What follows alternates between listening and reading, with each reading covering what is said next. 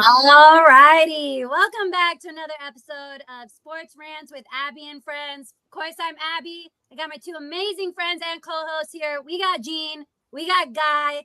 Everybody's in the house. I feel like I haven't recorded with you guys in so long. I know, right? I know. Sorry I missed last week. It's just been crazy life. But Gene, how are you doing? I'm good, man. I'm good. As a Jet fan, I couldn't have a better week. So, and I know you feel the same way. So, Mm-hmm. I feel that AFC East championship within grasp. Wait, I feel like weren't you wearing your Jets jersey last week? Was I wearing? I think I might have been wearing a Nick Mangold jersey. Oh, right. And then, of course, this week, when the biggest news come out, no Jets-related stuff, I got on my Garrett Wilson jersey. Well, I feel like as long as you represent, we're good. I mean, guys up there wearing that Met stuff, I don't know about that. Yeah, we are both like, eek. Guy's always having like the controversial apparel going on. Guy, how you missed it the week he went full Miami Dolphin. You weren't here that week, I don't think. No, I don't think so. Thank God. There's plenty more where that came from. I know. I know it's probably we get into like NFL season, we'll all be just like literally trying to show each other up with all our merchandise. You're gonna have like a big ass hat that's like just like obnoxiously over your head. I can't wait for that first Miami Jet game. Week 4, Monday night. Oh. Is it in Miami? Is that the one that's in Miami? I'm pretty sure. I think they play Is it? I feel like we always play in Miami at like the end of the year. Well, the last 2 years we played Miami in like December. Within like in Black Friday. within like 3 weeks of each other. Yeah, it's been terrible. I hate that.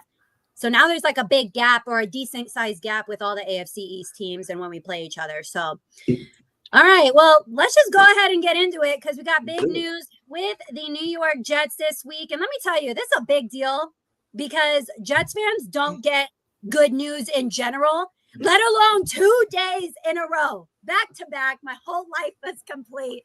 Guy, don't start. Let us have this little moment, okay? Because look at Gene. Gene's now turned a leaf. He sees the AFC East Championship just right there. He sees the light at the end of the tunnel now. It is there. It's definitely, yeah. I couldn't be more happy. And look, can I tell you the main reason why? God, we're really doing the right thing that good organizations do. They keep their draft picks that they hit on. We don't do that typically. We did that with the year before with Q. We did it with these 2 here, and we're setting the tone going forward. And I couldn't be more delighted, man. Right, and that's what I'm saying. It's like the basic essentials that New York Jets fans are like yearning for. Like we've just been absolute chaos with this whole organization. That's why it's a big deal because we're doing something right. We get a lot of stuff wrong that this makes up for the 10 years like of wrong that we basically had the last decade. But getting into it, for those who may have missed the news, Garrett Wilson and Sauce Gardner both got extensions. I think Garrett was first on Monday, Sauce the next day on Tuesday. Both 4-year deals. Garrett, 4 years, $130 million. I think he's $90 million guaranteed. And then Sauce, 4 years, 120. $120.4 million. He is now the highest paid cornerback in the NFL, broke a historic record. So let's just start with Guy. What do you think, Guy? Do you think there was deserving? Do you think they're overpaid? Let's go ahead and get your thoughts first. Well, I always believe that you're worth whatever somebody's willing to pay for you. So, Jets did what they were supposed to do, lock up 2 of their best players. I mean, it's a no-brainer to me. This is, like Gene said, something that good organizations should do, common practice. So maybe this is a step in the right direction for, down the road of this, we're going to make better decisions, via the front office and not let guys slip away or, become impatient with some guys and, not really focus on developing superstars there, which we've seen those errors in the past. So this is actually some good news for the Jets, right?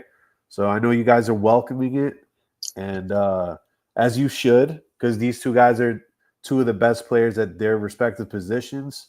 So it's always good news to lock guys down like that. I don't know if it's an AFC championship though, but an AFC East championship, but I'll say it's a step in the right direction. Would you say it makes you nervous as a Dolphins fan? You're going to be seeing them for the next till 2030. And I even said it, and Gene, I think you've touched on it before. They haven't even hit their peak yet. They haven't even hit they're not even there yet. And I'm hoping this regime can bring it out of them. But Guy, does it make you nervous at all? Not at all. And I say that because there's been times where the Jets have been a lot better than us, where we've managed to win games against them. So that we have a unique rivalry where, sometimes the better team doesn't win, and it's crazy finishes and stuff like that. So does it make me nervous? No, because we have Josh Allen and the Buffalo Bills that has been, kicking our ass the last, I don't know how many years. So we got to get over that hump first. But, you guys definitely made a lot of improvements. So, who challenges the Bills? I don't know. But one of us is definitely in a better position, today than they were yesterday. So. Right. Gene, before I get to you and your thoughts, I know Harrison, we got Harrison in the chat. Hi, Harrison. He is a Carolina Panthers fan. So we were talking a little bit this morning about it. He's got it rough. Yeah, but he knows. I'm excited to see, obviously, Teteroa McMillan being drafted from Arizona. So that's the one thing we share in common. He's a Boston Red Sox fan as well. So they picked up an Arizona kid in the draft too. So I told them, you're going to have to start rooting for the Wildcats now. You're just drafting from us. But anyways, what round? What round? Because it's a gazillion MLB rounds. It's fourth round or something like that. Oh, that's pretty good. No, that's good. Gene, before I get to you, obviously we got 40 people in the building. Like, subscribe, all of that. We appreciate you joining us. Gene, were you expecting their deals to get done before training camp? And were you expecting Sauces to get done before Garrett or in the order that it did? What are your thoughts? All right. So if I was the GM, that's the order I would have did it in. I thought Garrett was very, very important just because with this day and age with the offense, we needed a weapon like that. I didn't expect them to get done because I felt like they did it pretty quietly. I feel like you always hear so much noise at a Jets camp about what's going on and this and that, and usually things never really come to fruition. You didn't really hear that much. You just heard, oh yeah, we're gonna be talking, but you didn't really. You hear that all the time, and deals still don't get done for 3 seasons, right? So I didn't expect it to get done before camp, and I thought it'd be one of those things where if it did get done before camp, we were gonna go into next year, and there'll be the thing of, okay, well, who's gonna get franchise or this or that, whatever it would be. I just thought it would come down to a last minute thing, and then maybe we wouldn't get both. Maybe we wouldn't get them both done. I'll be honest. Out of this draft class, these are the only two I think we should get done. And we'll get to that. That's a talk for another topic, another discussion. But I didn't think they would have both get done. I didn't think either one would get done this soon. And to touch on what you kind of mentioned before.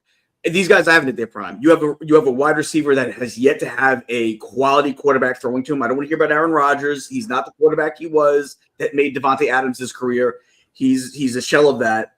So you have a guy that hasn't even begin to hit that ceiling yet. He hasn't even begun. And you got another guy, your cornerback, who through the first 2 years of his career was known as one of the top 2 corners in the league. And it's funny is he regressed a little bit last year. I think it might have been more of a product of what was going on in the organization and everything else. And if you really look at the numbers, he still was a top flight corner. I think he was so good year 1 and 2 that when year 3 came around and he did slump a little bit, we looked at it not we, because I was still a believer in him. But I know there's a lot of people that are like, oh, see, he's not that good. Blah, blah, blah, blah, blah. You know what? He still had a fantastic year. Just other guys outplayed him last year.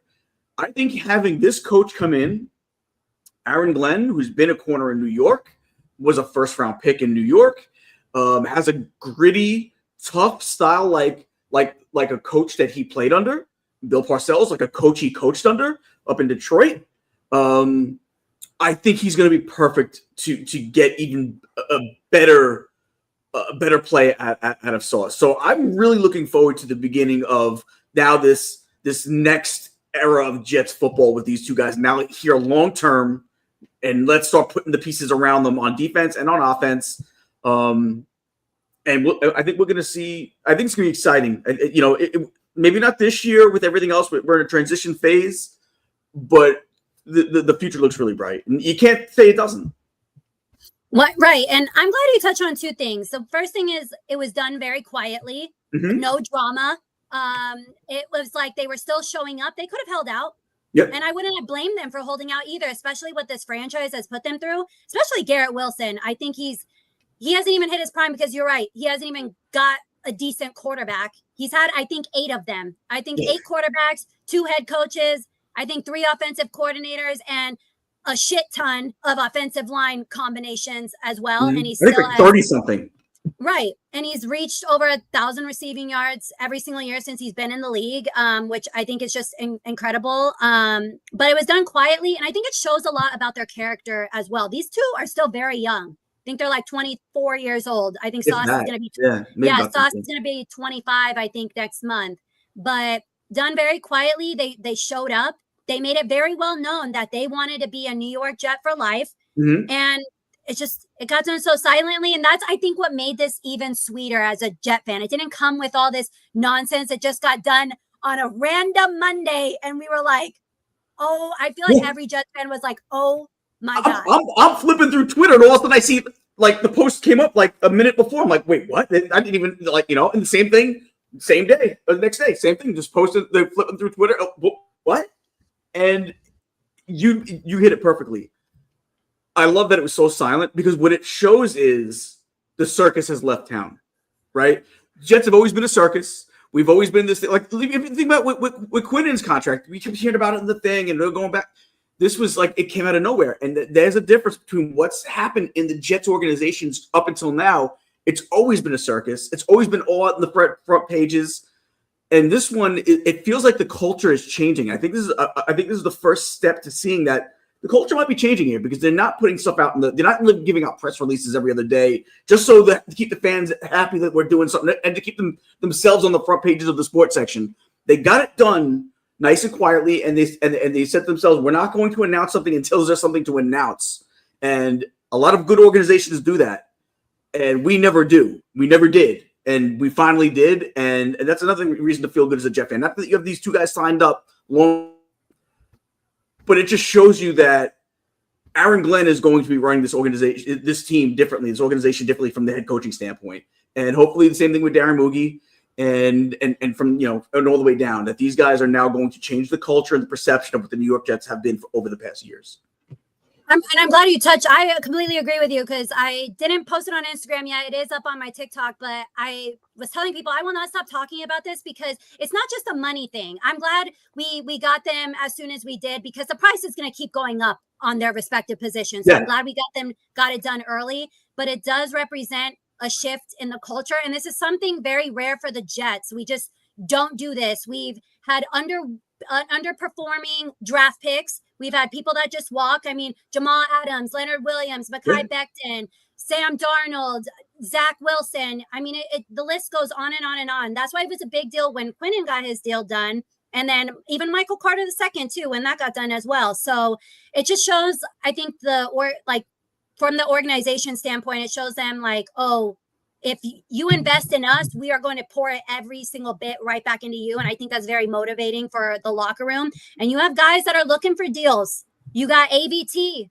You got Jermaine Johnson. He's going to be looking for one. You got Brees who wants to get paid. So there's not enough to go around. And you're right. Can I touch on that real quick? Go ahead. Yeah. I love what Brees has been. He's been a good guy. I got to be honest. I don't invest heavy in Brees. I don't know how you feel. we have running backs are so easy to replace. We have two other guys that we like, and now he's looked so good at times, but especially in an era where there is 17 game seasons, it's criminal to not hit 1,000 yards. He's never hit 1,000 yards. Tell me if I'm wrong. No, and you got Braylon Allen right behind him, who's 20 years old, who looks just as good and like a beast there. And honestly, I've heard a little bit of chatter from people within the Jets organization that I think he's still going to be up on the trade block. I think he'll be more utilized and valued somewhere else. And I'm not saying I want that to happen. I just think that's the reality of the situation. And he's kind of the odd man out. Let's be very honest. I don't want it to happen necessarily, but he doesn't fit the timeline how you're paying guys, right? Like you running backs need to be older, like younger. I'm sorry. So like in the sense he does, he fits the timeline. He was drafted at the same time as all these guys. But let's face it, it's like getting a back is like add 4 years automatically, right? So in that sense, he doesn't fit the timeline. Like the last thing you should ever add to your offense when you're a team like looking to contend is the running back. You add the good running back last because that's the guy that A, translates the easiest, and B, has the shortest length on time, length of service. And I feel like if you were to give him a big contract, you're giving it I just don't trust giving the second contract to a guy who hasn't even reached 1,000 yards yet. Again, he's looked great at times, but he hasn't reached that 1,000-yard threshold. And I feel like that's something that he had a lot of bad games last year. We forget he had a lot of games where he was, again, bad line. I get it, but we'll see what he does this year. Maybe he'll change my mind this year. I want you to chime in here a little bit. Maybe if it's not about Brees in particular, but just about running backs in general. Do you agree with Gene at all?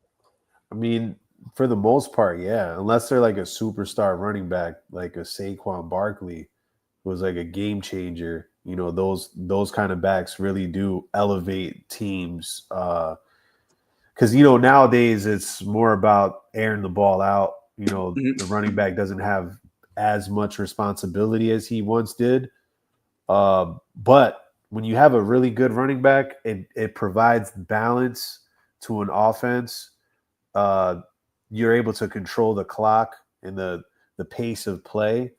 And you can really run out the games when you're winning at the end of the game. I think he's a very talented back, Brees, but he might have to be the odd man out because you still have to build, other parts of the team before you build, finish it off with the running back. To Gene's point, like that's the icing on the cake. That's the last piece, right? Generally speaking, unless they're a superstar, then you might have to finagle it a little bit. But the offensive line wasn't the best for him. There was a lot of instability at the quarterback position and offensive coordinator. So who knows? Maybe a fresh start might be what he needs to take off. But the talent's there. I say that. Go ahead, Gene. No, I agree. My thing is, like, listen, if this kid came in here and ran for 1,200 yards the last 2 years, obviously I'm going to take away the first year because of the injury. It's a different. I'd sing a different tune. Mm-hmm. He's a guy that I would probably see if I could, if I could get something for before the trading deadline. Granted, the other guys would have to step up and play a significant role as well. Like if I felt like Braylon Allen and Isaiah Davis could play significant roles, then I would then have to say, listen, let's see if he's having a good year. If we think the other two guys can carry the load, I got to see what I can get for him because you can add even more pieces to this team, or you get another you get a nice enough pick where now maybe you get the top running back in next year's draft and start that running back clock all over. Yep. Well, I agree with you, both of you there. Obviously, we have still quite a bit of time before the NFL season starts. Plenty of time to talk about it. We'll do a whole breakdown of all our teams in particular. But in terms of extensions, we got another extension from the Kansas City Chiefs. Trey Smith, 4 years, another NFL record, another historic deal. Yeah. Guy, Gene, what are your thoughts? Guy, I'll let you go first. I mean, you're the Chiefs or you're any team, you want to protect your investment, which is the quarterback, right? Especially if it's Mahomes. So getting him an offensive lineman, a good one at that, just to solidify the line, is a no-brainer. It might hamper their financial flexibility a little bit because of, he's getting a record contract for his position. But, I guess for the time being, it's a positive move, right?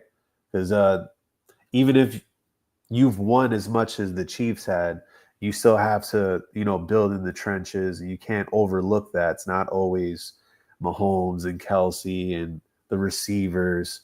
Those offensive linemen are always very important. And I think any good team builds in the trenches. That's why we see the Eagles so successful.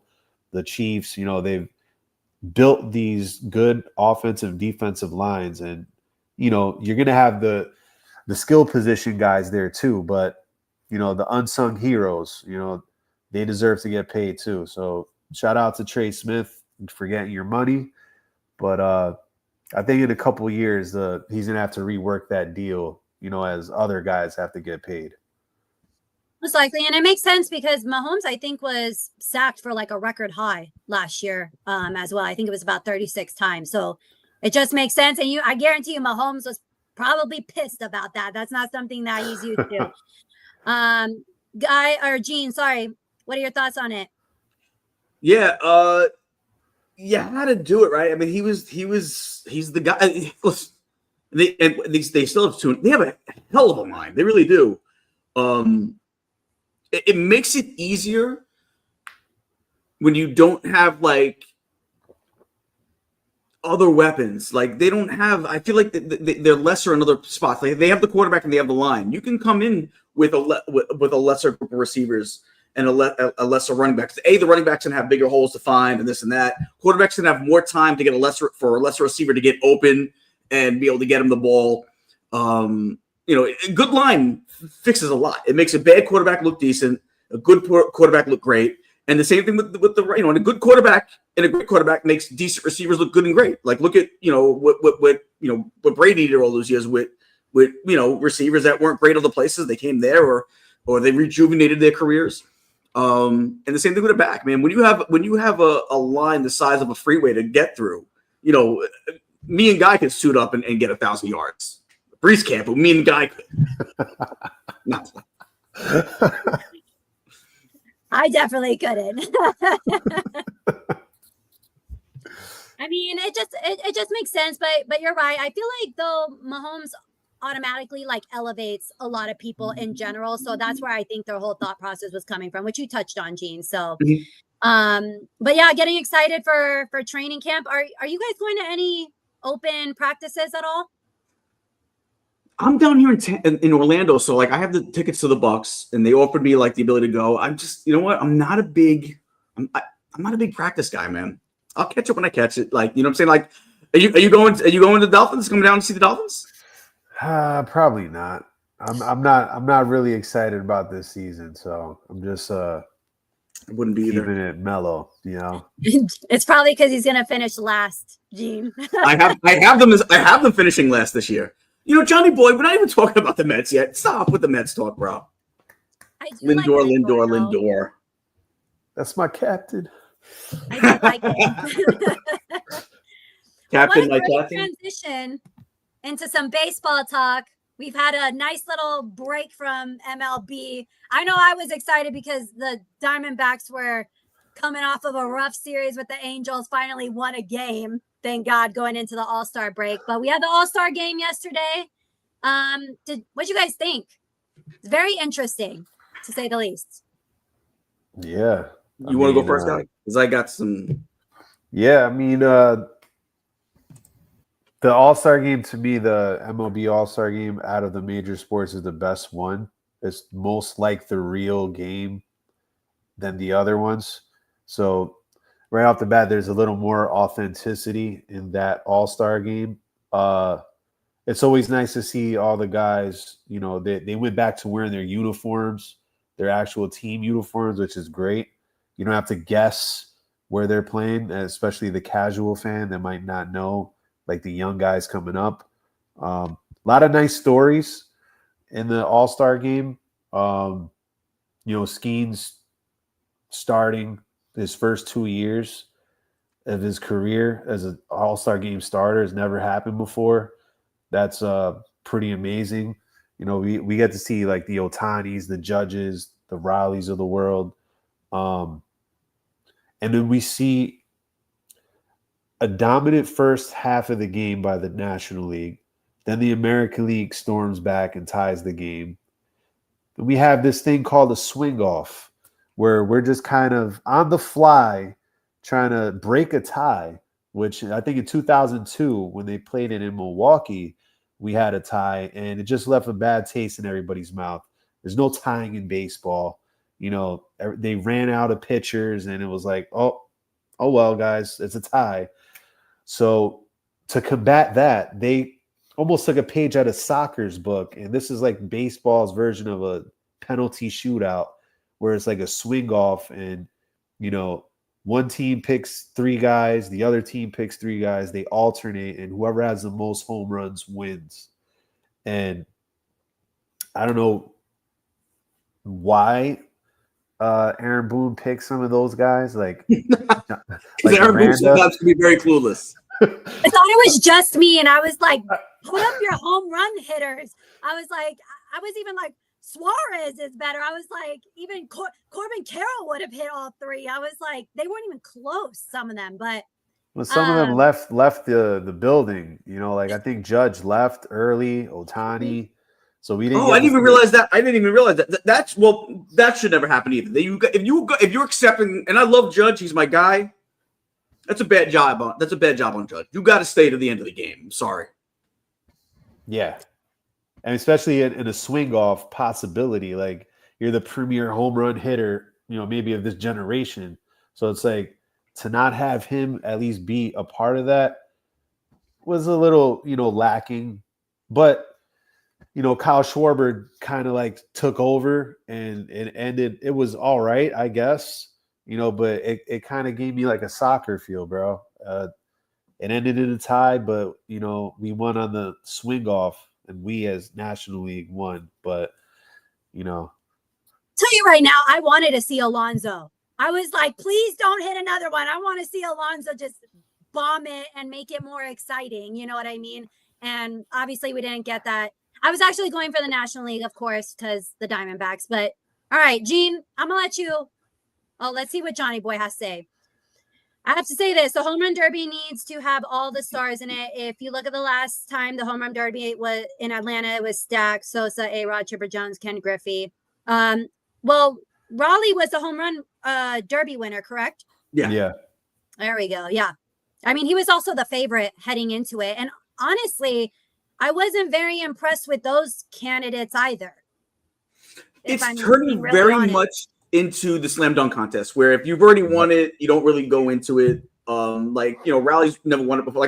Judge has won it before, so why he did? He even said it's like, well, I've already done it. That's the thing that loses a little bit. That's like the slam dunk contest is boring to me. Yeah, I guess McClung is nice with it and all, but he's not even in the NBA. He's in the G League. Come on, man. I want to see. I remember the days of Jordan being in it and Dominique Wilkins. The stars were in it, and you don't get that nowadays. And I feel like the Home Run Derby over the years has become that. So that's to me is it's sad a little. It's disappointing at minimum. Well, Gene, it seems like you were disappointed with the All-Star game too. I was. Guy hit it right on the head. It's the best out of all the All-Star events, right? It's flag football and in the NFL and hockey. It's like they always do some weird gimmick. It's the world versus the US, blah blah blah, whatever. And the NBA does it where we have LeBron as a head coach or as a captain and KD as a captain, and we scored 300 points each in it. It might as well be rock and jock, these things, right? But baseball's always kept to the tradition of old school for the most part.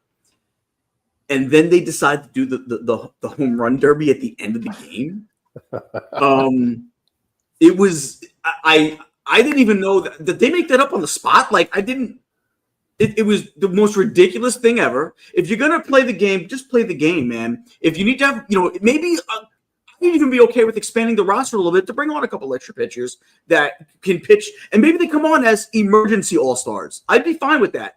To me, that's not as big a deal as this. Like, there'll be definitely some traditionalists that'll be like, oh, I don't like that idea. But it's a better idea than this. This is like having Happy Gilmore and Shooter McGavin on a tie at the Masters so you can outdrive each other. Like, it's the most ridiculous thing I've ever heard. And it cheapens the game.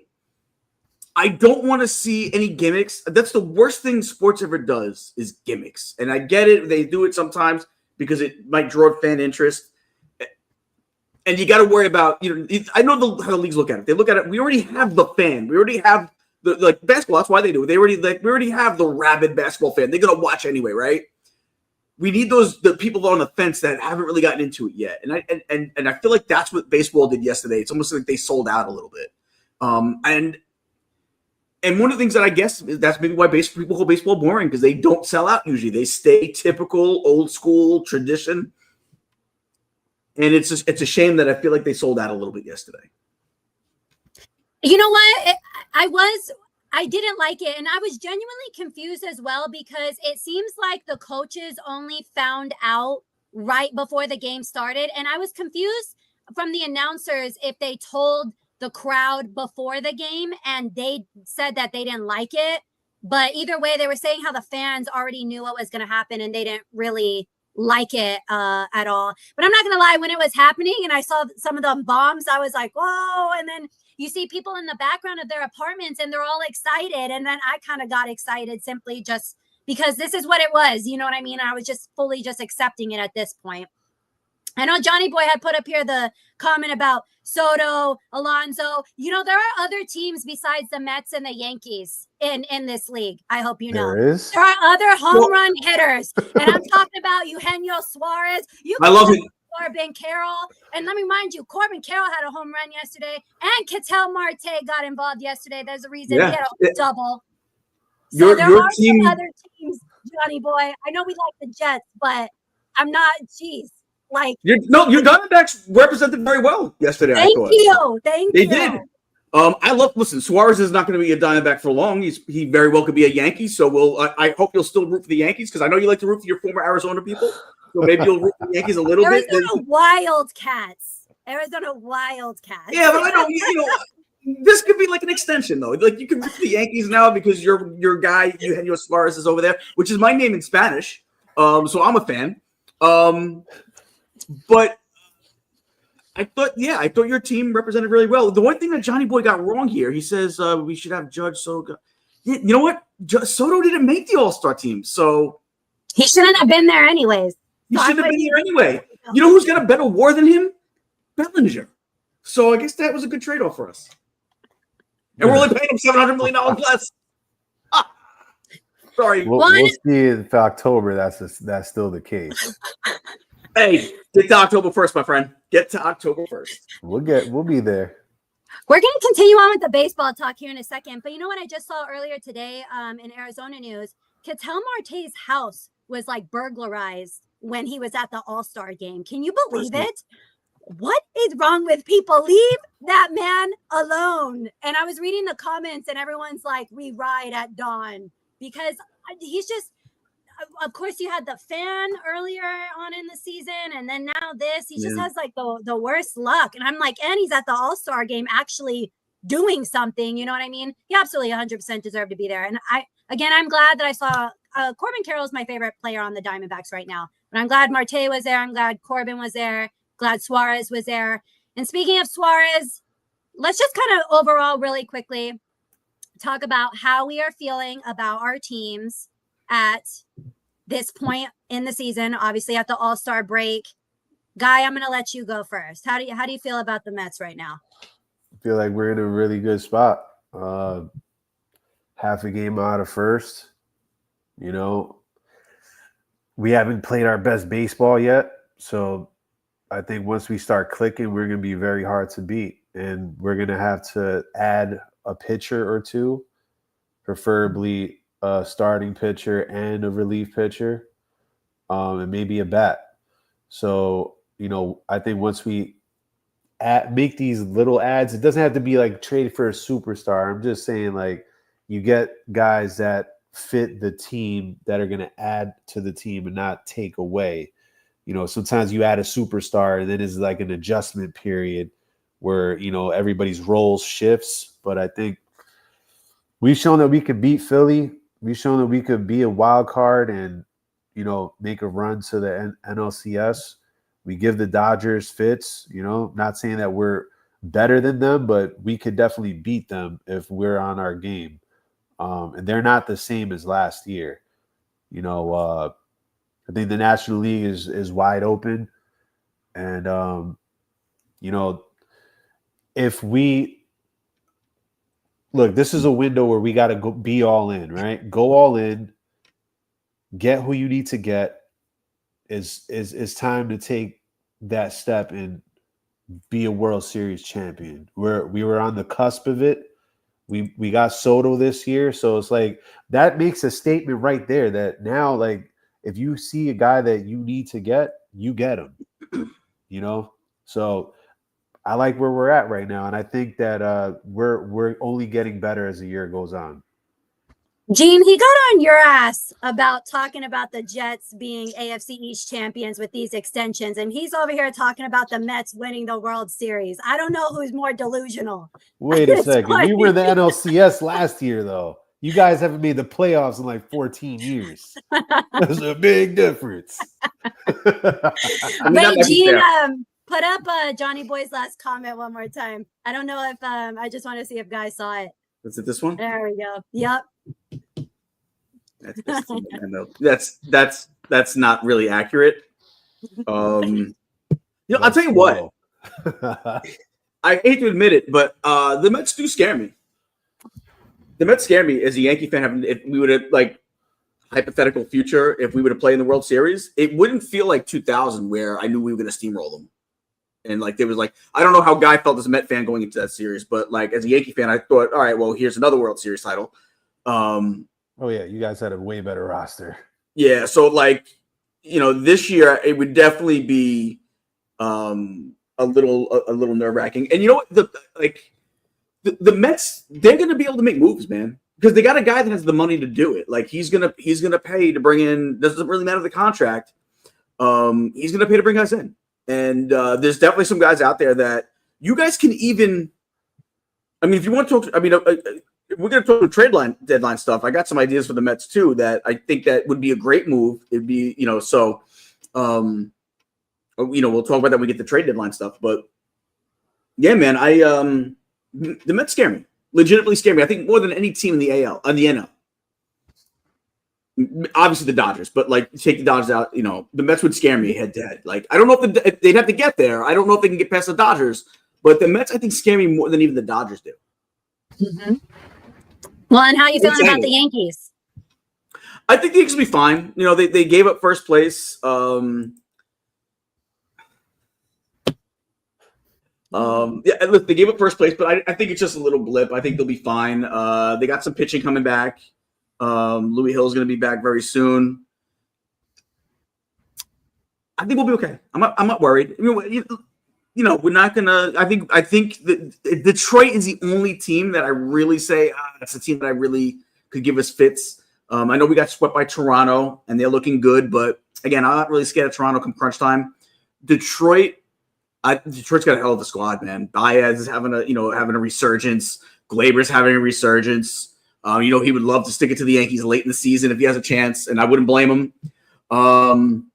You're not a Tiger fan guy. You don't have to sit there and gleefully smile like you're happy about it. Like you're not even a Tiger guy. But yeah, I think there's a lot of good things to love about the Tigers. Pitching, nice young pitching too. That's the only team in the AL that scares me, and of course, obviously the Dodgers and the Mets and the NL would really have me a little nerve-wracked if we got to face them in the World Series. But what about Houston? Houston's been playing pretty good too. They've been better. I don't know. I'm over Houston. You know what? I don't want to hate them anymore. I really don't. I'm tired of hating them. They got that short little guy at second base that I think he's trying to play outfield. He really, I'm not really worried about them. Altuve, is that the guy that was on Dynasty in the 80s? the plane to plane guy. So, yeah, I'm not a big fan. I also think that they're not the same team as they've been in the past. Well, put up Johnny Boy's comment, the Arizona one. It's like 4 comments up. Yeah, I saw that. Very rude. Very rude. Arizona still have an MLB team. Don't kill me, Abby. LMAO. Yes, we do. We're here. And they won the World Series not that long ago. Well, we are struggling, man. The NL West is, it's just stacked. It's just stacked. Every team is just, besides Rockies, are just too damn good. And so right now we're chasing wild card. And the teams in front of us, they're going to have to, the Diamondbacks are going to have to go on a hell of a win streak in August. A hell of a win streak. And I just don't see it. I don't see it happening. And I was even concerned yesterday during the All-Star game. Did you see Suarez got hit on the hand? Yeah. And I was like, of course. We're already riddled with injuries. Of course. And I don't want my future third baseman being banged up. I want, I told her, I saw it. I'm like, oh, he could be my third baseman in a month. What's going on? Well, let's go ahead and talk about the trade deadline and some potential trades, considering the trade deadline is coming up on the 31st, I believe. Yeah, we might even have some movement before we're on the other next time. Yeah, I fully expect to have some movement. So, Gene, you want to start off and talk about it? I know you want to talk about Suarez so much, and I can see that happening. Yeah, well, Gene, which Yankee player should be sent down? Example, like what the Mets do. I don't. I'm assuming you're talking about if Hill comes over or if we bring in a new guy. I don't know. I got to kind of look at the roster a little bit. We already got rid of LeMahieu, so that makes it a little bit easier to add. It might be Cabrera goes down just because he's the odd man out and you're bringing in a third baseman. I don't want McMahon from Colorado. I feel like the time has passed on him. I know everyone has him coming to the Yankees for the last couple of years now. Like the Yankees been trying to get him for the last couple of years. Listen, he's not that good. Suarez is much better suited to play at Yankee Stadium. I think he even wants to be a Yankee. You heard his comments the other day at one of the press conferences, one of the pressers for the All-Star game. He sounds like if he's going to get traded, he'd love to be a Yankee. Some of the things he said were really just nice. He also sounds like he wants to still stay in Arizona too. Oh yeah, I'm not saying he wants to leave Arizona to the Yankees. I'm saying if he was to get traded, I think the Yankees might be a preferred destination. That's all I'm saying. Did you guys? By the way, I think you guys talked about Devin Booker last week, right? I know it's a little off topic. Yeah, but a lot of people are talking about him, and he doesn't want to go to a winning team, and I'm like, yeah, because he loves Arizona. It's easy to love Phoenix. I'll tell you that much. You know what I mean? It was actually nice today. It was like 117 last week. Don't start me on the weather. It's great because my ass was burning off on them leather seats. But today it was a nice 90, 95. And so it was a little cooler, but it's a dry heat. So don't start with that either, because that's the one thing. I've lived on both sides. Again, I've lived on the East Coast. I've lived in that humidity, and I'll tell you, there's nothing like it. But I'm sorry, once it's over 110 here, it's just effing hot. There's no other way to say it. But keep going, Gene. Sorry. So yeah, I do believe in Wells. Can I throw out but for the Yankees? I think if we could pull off Eugenio Suarez and a Zach Gallen trade, I would be all in for that. Because I think Zach Gallen, I don't know if we talked about it during the show or before, but I think Zach Gallen still is effective. I think he's still good. He's having a bad year. Yeah, I think that's all it is. I think he's still a quality pitcher. I'd like to see them add a bullpen guy. I know there's a lot of talk that maybe they could be looking at Class A from Cleveland. I like Suarez from San Diego a little bit. And there's also talk that they might be in on Edward Cabrera from Miami. Yeah, from the Marlins, who I think has terrific stuff. I'd love to see him in the Bronx. But these are all wish list stuff, so who knows what they do? A lot of times, as much as the Yankees spend money, we do see Cashman go and do bargain basement shopping a little bit every now and then. So this is the year that we're going all in. He said as much. He's been saying that we're all in this year. Everyone in the league has been expecting the Yankees to make a big move this year. I think Suarez would be that big move. And then you bring in a pitcher as well, and then you figure out who stays and who goes. I think Stroman's a guy at that point can go. If you can add another arm, Stroman's he's just not good. But can I tell you? Can I give you Mets? Can I give you a guy that I think you should look at? Okay. All right. Now you guys have big pockets, so it doesn't matter about the contract you bring in, right? You're gonna get a guy super cheap for what it would cost you, especially if you're gonna eat this contract. He can play center field, which you guys need a center fielder. And you can get him for basically nothing, and you'll be getting him at the reward is going to be ginormous because he's already proven to be a good player. He's not old and washed up. He's just having a really bad season. Luis Robert Jr. from the Chicago White Sox. What do you think? If you change the location, he catches fire. He's a beast, and you could get him for next to nothing because you know that they just want to get out of that contract. Your owner has all the money in the world to just say, how does it work? How do baseball trades work? The more money you eat, the less you have to give in player, right? Right. You can basically give a bag of balls if you eat that contract. And you have it for a couple more years. I think he's still got another 1 or 2 years under his contract. Yeah, I don't know. His injury history gives me pause, because that's one of the things that, for me, that has plagued his career is just freak injuries. I'd rather have somebody that's a little more stable. He does steal bases, which is a strength, but his on base percentage ain't that great. So it's like, again, you're getting him super low right now. Like I know his numbers this year are bad, granted, but you need the position. You can get a guy where if he catches fire, you can resurge his career. He's not washed up and old. No, he's not, but I don't know, man. I think he's been in the Chicago White Sox too long, and when it just does something to you when you're in that environment. I'd rather get like a Cedric Mullins if I'm going to get a center fielder, somebody that's a little more consistent and bring in a spark plug. But if I'm the Mets, though, and I really want to shake things up, you got to get Paul Skeens in Queens, and you got to do all that you can. That's a bumper sticker right there. Yeah, put on a T-shirt. Because look, man, they're not going to keep Paul Skeens, the Pirates. It's only a matter of time. He hasn't gotten a win since May, and he's got like a 1.5 ERA since then. Yeah, he's this generation Jacob deGrom. Like, come home.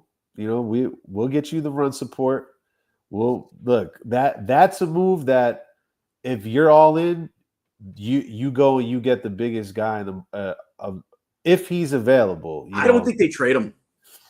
I mean, it might be soon to trade him, but this might be the highest his value is going to be. Can I be honest? I think he's going to be like a. I think they keep him another year. And I'll be honest. I could see the Yankees making a splash because they got the prospects to get him. I mean, the only thing is the Yankees have been very reluctant to give up their prospects. I think they do for Skeens. I know what you're saying. And they don't have a lot of prospects, but they got the few that they do are really good. George Lombard Jr. is fantastic. Blanking on the pitcher they got down there that's really good. And they got Spencer Jones.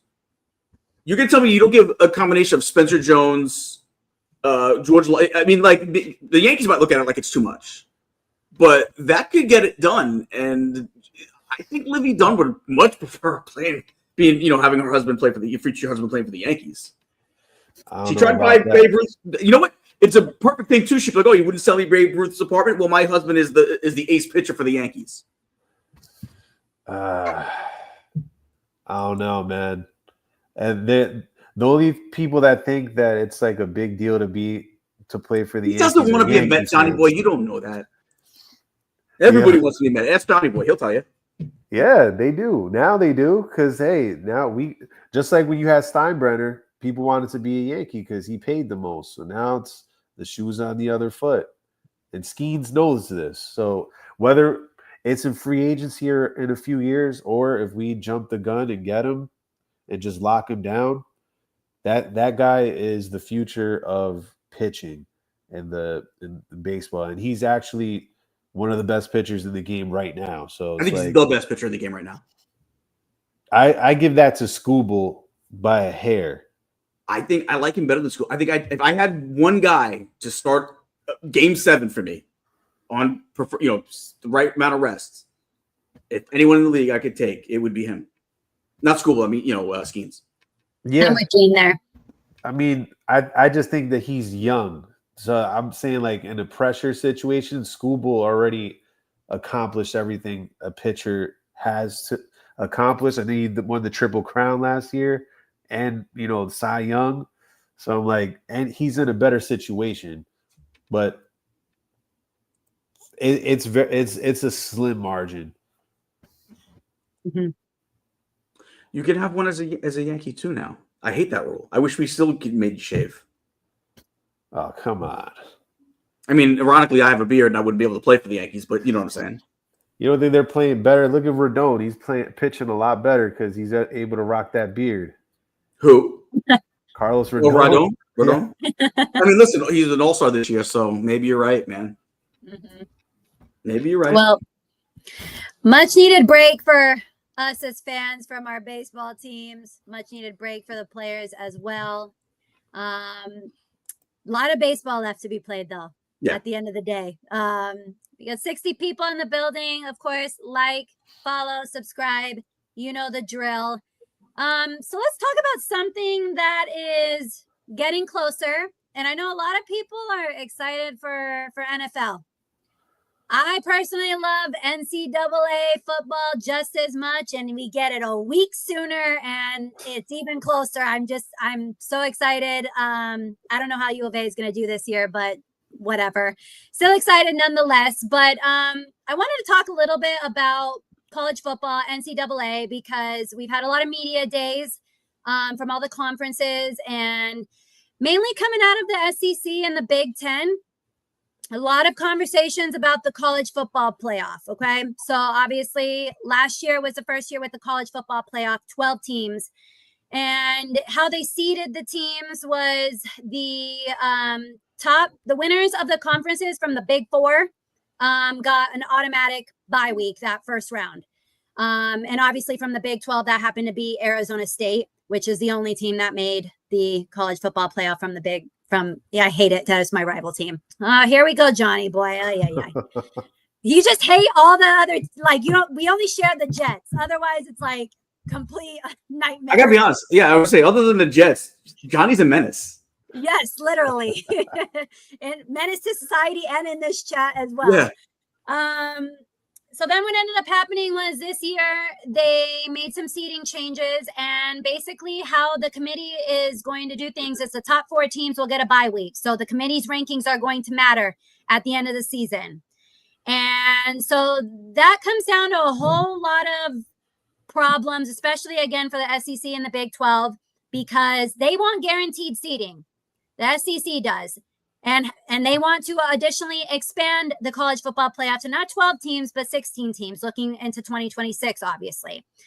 And how the SEC kind of wants things to roll. They want 4 automatic bids from the SEC. They want 4 from the Big 10. They want 2 from the ACC and 2 automatic bids from the Big 12. And the SEC teams don't seem to even be cohesive on that decision altogether. So this college football playoff thing is a mess. Of course, SEC and Big Ten are threatening to leave half the time. And I'm like, and go where?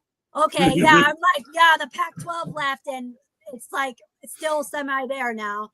But I want to start with a couple of things. I want to start with the seeding issue.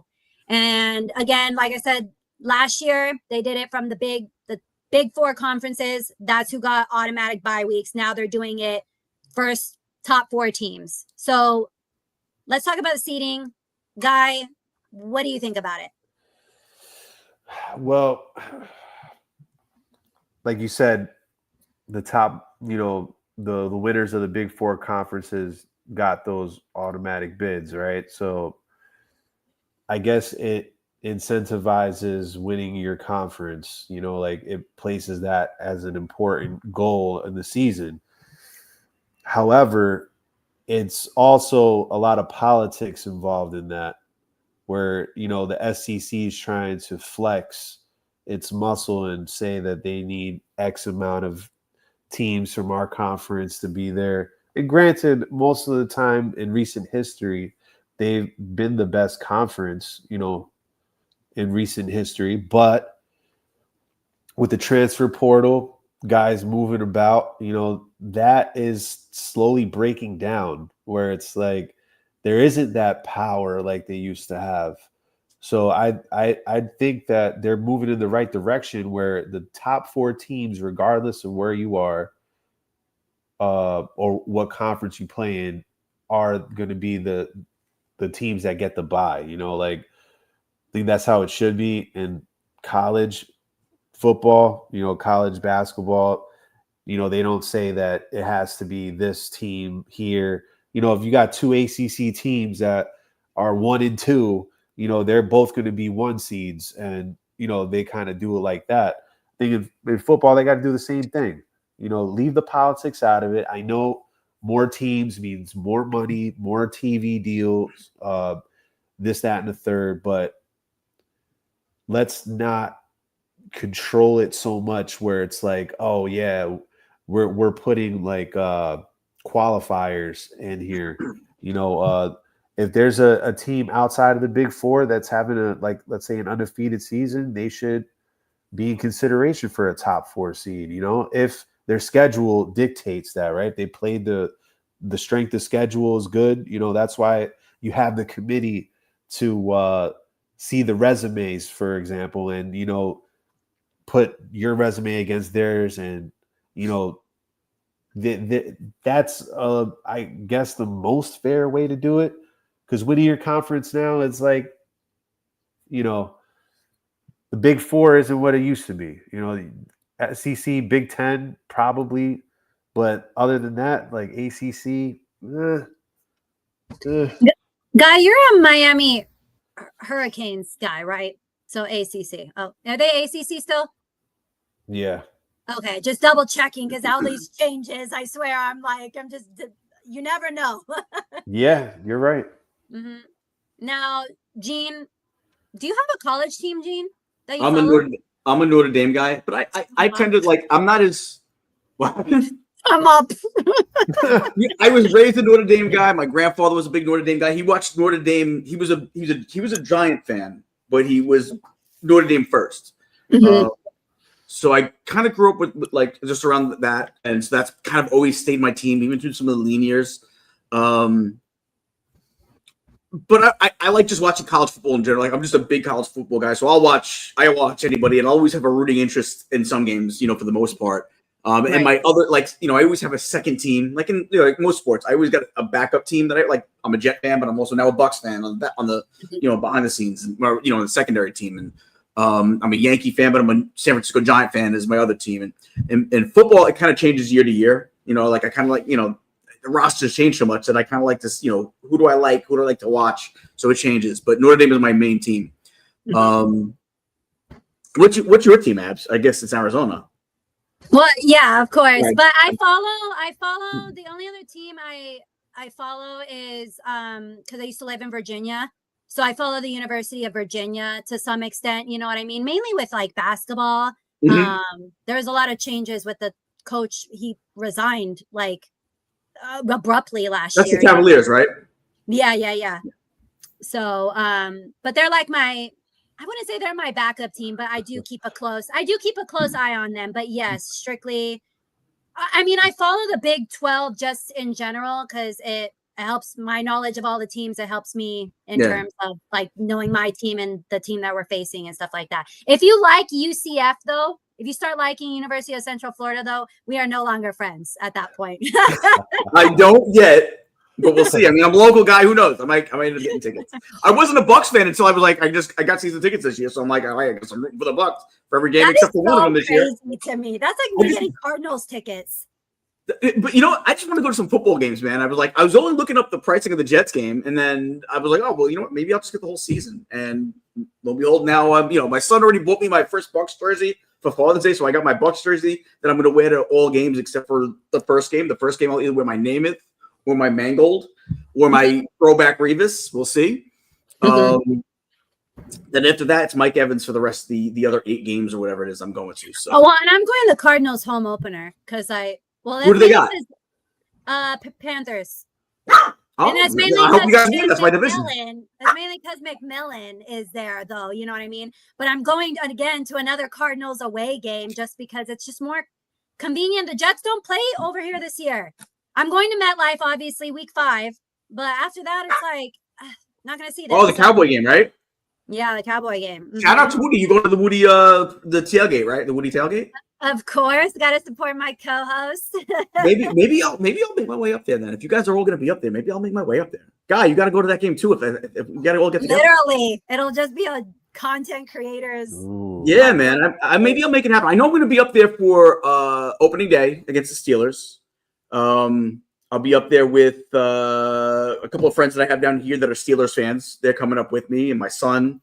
And then Nigel Downer who's from Toronto. Oh, Nigel! He may be making his way down. He's a Steeler fan, and he's a Toronto Blue Jay fan. And the Yankees play the Blue Jays on Saturday, and then the Steelers and Jets on Sunday. So I think we're going to do both. We're going to do a double dip. We'll do bleachers at Yankee Stadium for Toronto Yankees, and then the next day we're going to hit up MetLife for Steelers Jets. So there's my schedule. But yeah, you know what? I'll make it my way down or my way up for that Cowboys game. What date is that? Is that October? I guess, right? Mid-October. Yeah, October 5th. It could either be a day where you just say, "Let's just drink before we go into the stadium," or it could be a day where it just depends. That's what I'm nervous about because a lot of people know I'm going. They're like, "Can we meet you? Can we meet you?" And I'm like, "Oh my god, this is gonna be like." No tequila. No, once you start breaking out the tequila, it's over for me. What's your favorite tequila? Honestly, right now I've been drinking Tres Generaciones. It's 3 generations. Okay. My mom always has that. I think it's a decent bottle. I mean, but if I'm having like a mixed drink, I mean, I'm not above a Hornitos. This mixed drink, whatever you want in it. I know, yeah. Literally. Give me stock. If I'm just gonna have shots of it though, I gotta go with I think I love Casamigos. I mean, I like that too. I don't mind, but it's funny. Me and Woody, we both drink Trulies. We're like a Truly, like I love Trulies. I love High Noon. So wait, like, you're telling me Woody drinks the most basic white chick drink of all? He drinks Truly. White Claws. Wow. No, I can't wait to talk to him about this. I can't wait to talk to him about this Truly addiction. I do not like White Claw. I will tell you that. I'm like a snob when it comes to the seltzers now. I like Truly. I've had like Neutral. Neutral's pretty good. I love High Noons. I love High Noons. I'll admit that. Like super basic. It's just so refreshing. I can't help it. But oh my God, Johnny boy, put it about Woody. What'd he say? Right? That's what I'm saying, bro. Oh my God. I'm gonna have to tell him. I was texting him earlier. I'm gonna have to tell him. I'm like, it's like White Chicks. He could have been in White Chicks. I can't wait to talk to Woody about this. He was drinking a local beer on another podcast I saw a few weeks ago. So he does drink his local stuff. I was like, wow, you kind of differentiated from the Trulies, but look at your cat. I hear noise in the background. I move those chairs. He hops on because he's too small to really hop up on that thing without the chairs. So he hopped up on the chairs to get himself a boost. I might need to leave I can't see how much he's gonna do over there. I might need to get up for a second. That's hilarious. Now the dog's barking at him. The dog's like, stop it. Well, the dog wants to hear what you think about the college football playoff. I think it's a mess. I get what they were doing. Because I do want to see it. I do want to see it extended. If you're not going to do the same as when it comes to a lot of things, I'm very much like, don't change it. I like tradition. I like the way it was with most sports situations, most sports topics. But I got to admit, I do want to. You know what? Just for the sake of watching more football, there are other teams that are good, so you get to see good football. It's not like they're throwing in, I mean, listen, these bowls, some of these bowls, they have got teams that are like, not even ranked, and it's like they're 4 and 6 and they still they make it in, so this is at least seeing, the top 16 teams, which is going to generally be 12 teams, but hopefully it goes to 16 by the following year. You still get to see, good quality football. So I'm all for it, expanding it. I don't want to go any further than 16, though. That's where we draw the limit. Also, you can't. How long can the season go, right? But that's the limit for me, because I think after that, you're watering it down.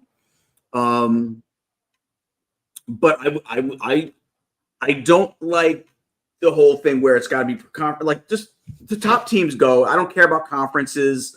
I don't care about winning your conference championship. Either you're ranked in it and you're in it, or you're not. I don't want to see a team that won a bad conference I don't need Cinderella stories in football. Is what I'm trying to say. Cinderella stories make more sense in basketball. They don't in football, because you're going to get to a team where is just dominant, and it's going to be 70-3 at the end of the game. I don't need to see that. I don't need to see what we saw a few years ago with what was it, TCU? Who got crushed? Was it TCU? Yeah. I don't need to see that. So I don't want anyone forced in just because they won a conference. Like, I want the top 16 teams. If you win your conference, hooray, you won your conference. But you shouldn't be it doesn't mean you should be in the tournament for your national title. I want the top 16 teams. That's it. It should have nothing to do with if you won your conference or not, because it's some bad conferences. And there's teams that might happen to win one day, but they're not going to be able to beat three really good teams. I don't need a game that's out of reach and it over by the second quarter. I want to see good football. If we're going to expand it, the only reason you expand it is because we're going to get dynamite, great football. And that's where I would draw the line on. So it doesn't make any sense to expand it if you're not going to do that. I personally am fine with it being the way that it is now. I mean that, but you're right. If it means that 4 extra teams are going to make good football matchups, then I'm all for it. But I just really don't know if I see that happening because of what happened with the playoff last year. Was it Oregon that got blown out by Ohio State? They got a first round bye. They looked terrible. They were terrible. Yeah, I don't want the buys either. Like I hate a bye week. You don't need it. Yeah. I mean, I guess they have to give them some incentive, you know what I mean? But it is, this whole thing is a mess. Yeah, my thing is I hate buys in every sport. Like even baseball had the bye, like it's only like that first round bye, which is only like 3 or 4 days because it's a short first round. Get rid of the bye. If you have to add an extra team, add the extra team. Make it where it's even and there's no buys and it's on level footing, because the bye sometimes it could be like, especially in baseball more than football. I guess football you can get it. But the bye in other sports, I feel it hurts. You know what I'm saying? I feel like it hurts you. I don't want time off. I want to get right into the next game.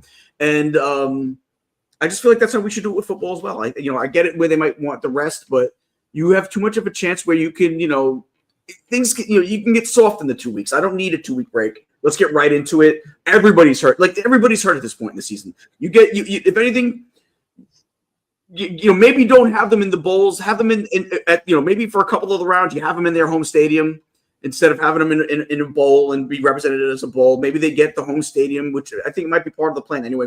Maybe I'm not sure, but maybe do that. But other than that, man, everybody on equal footing, no bias. I mean, so kind of 2 questions for you guys.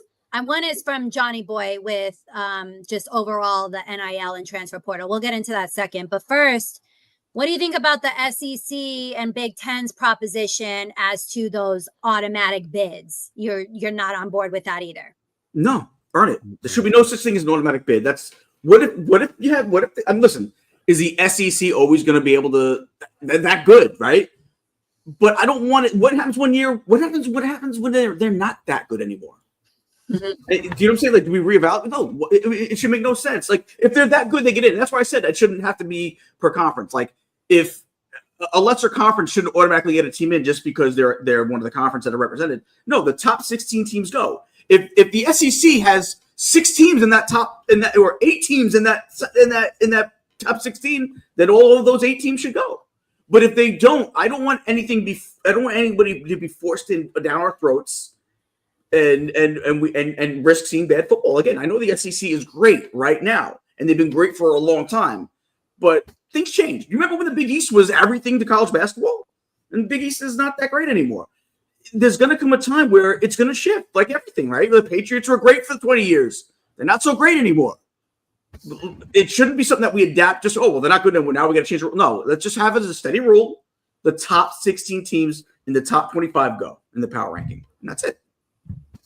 Well, and I just feel like too, okay, let's say we do give automatic bids. They're going to have another problem with how those automatic bids are ranked. And then it'll become an issue just among the Big Ten and the SEC, who seem to be like interlocked right now. You know what I mean?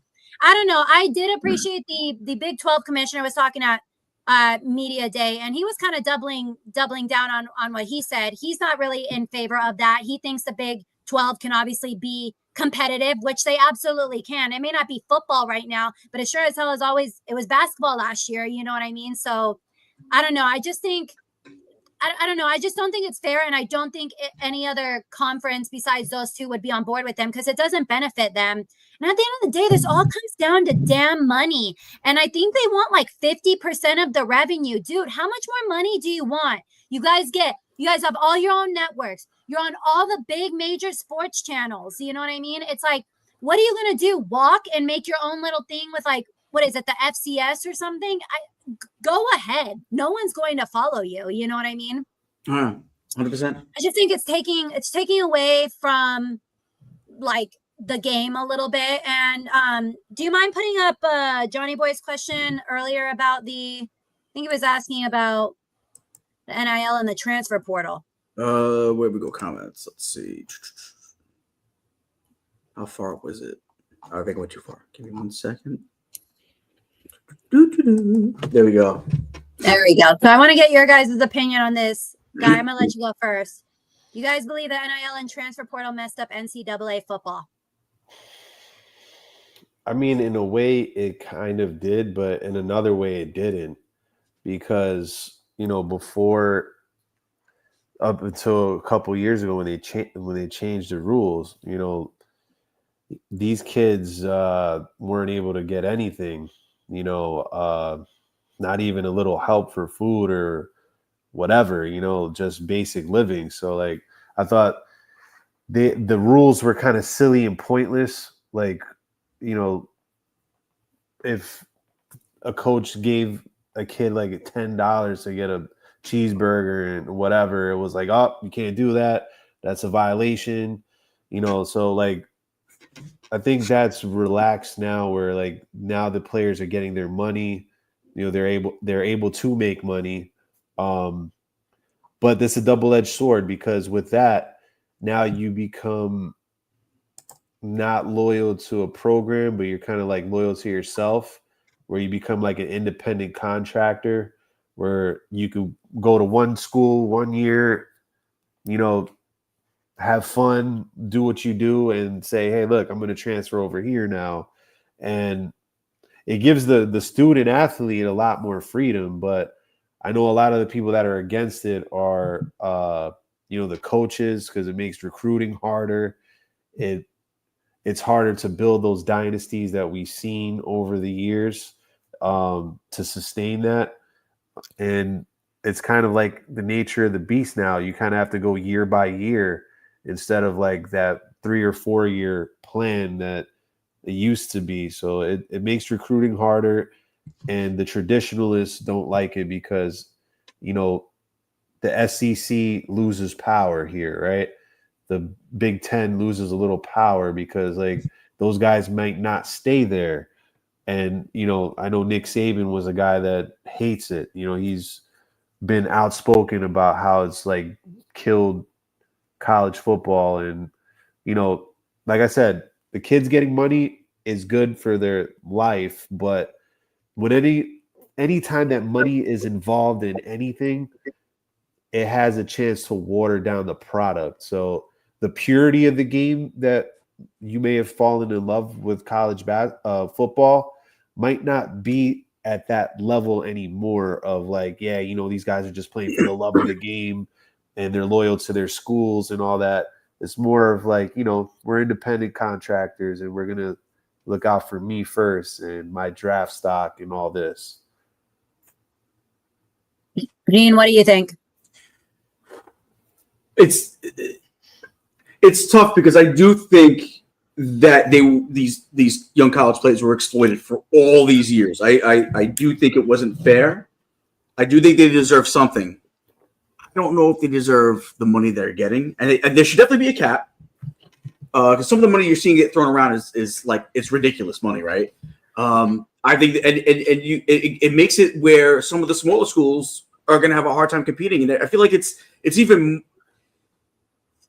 more than it would be, say, the Yankees compared to the Royals. Kind of like, it's even a bigger stretch. I feel like with some of these top programs and some of the lower programs that might have been able to get a guy here and there. You know what I'm saying? So I think there's got to be a cap. I think they do deserve something because, listen, they're making millions and billions of dollars for other people, right?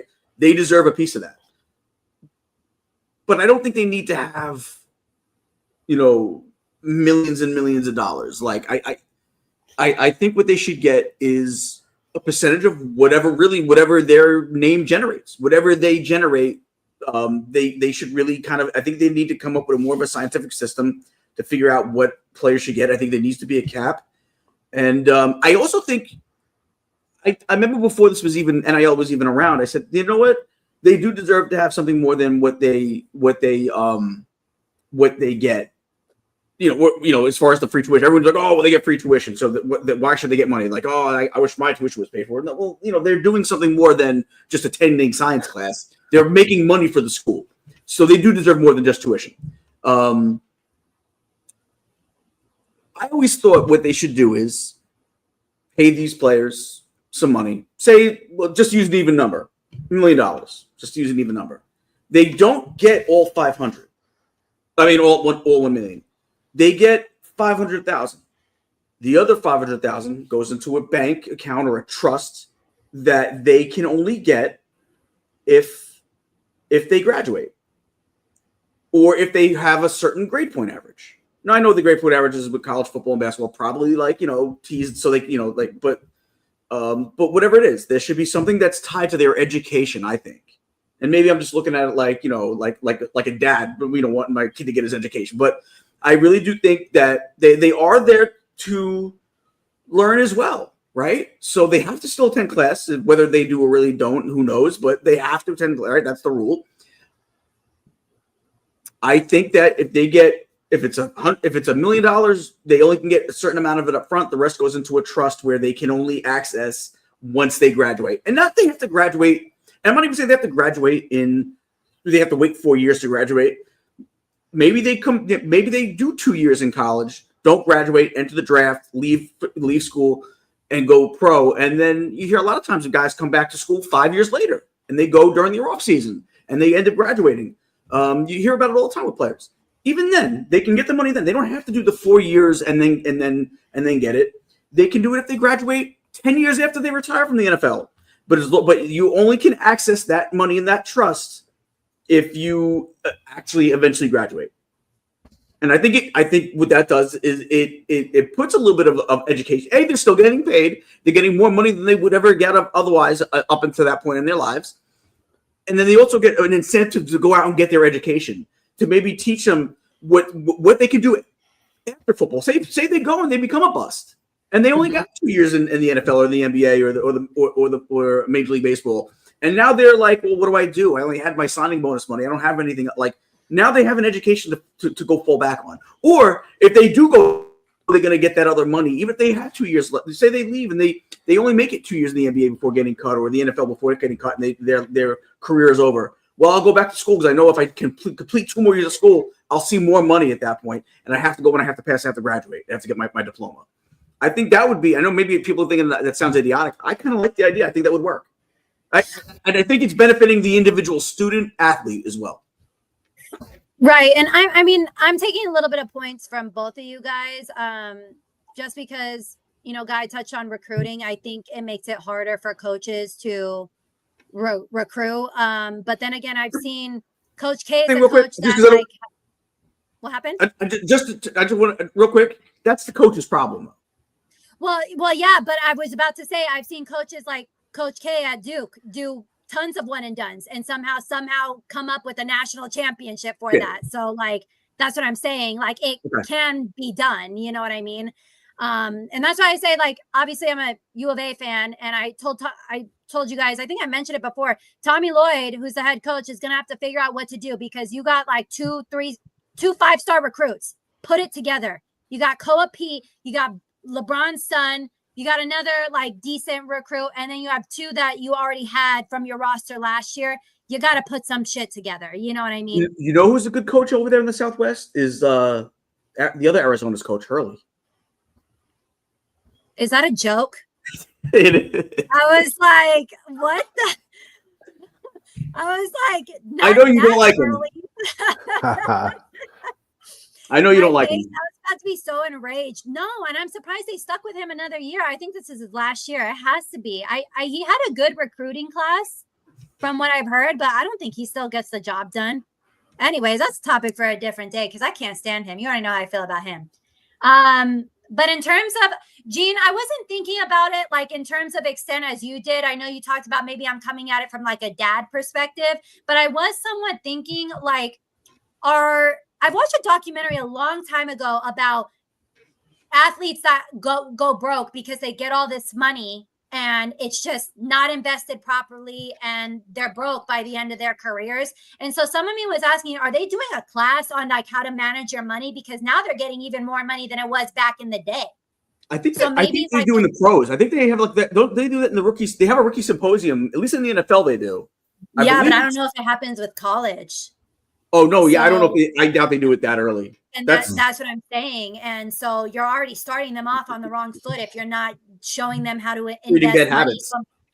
So maybe putting it in like a trust or giving them some incentive. I mean, players, like you mentioned, players go back all the time. Sauce was one of those. He went back to graduated 2 years ago, right? Degree.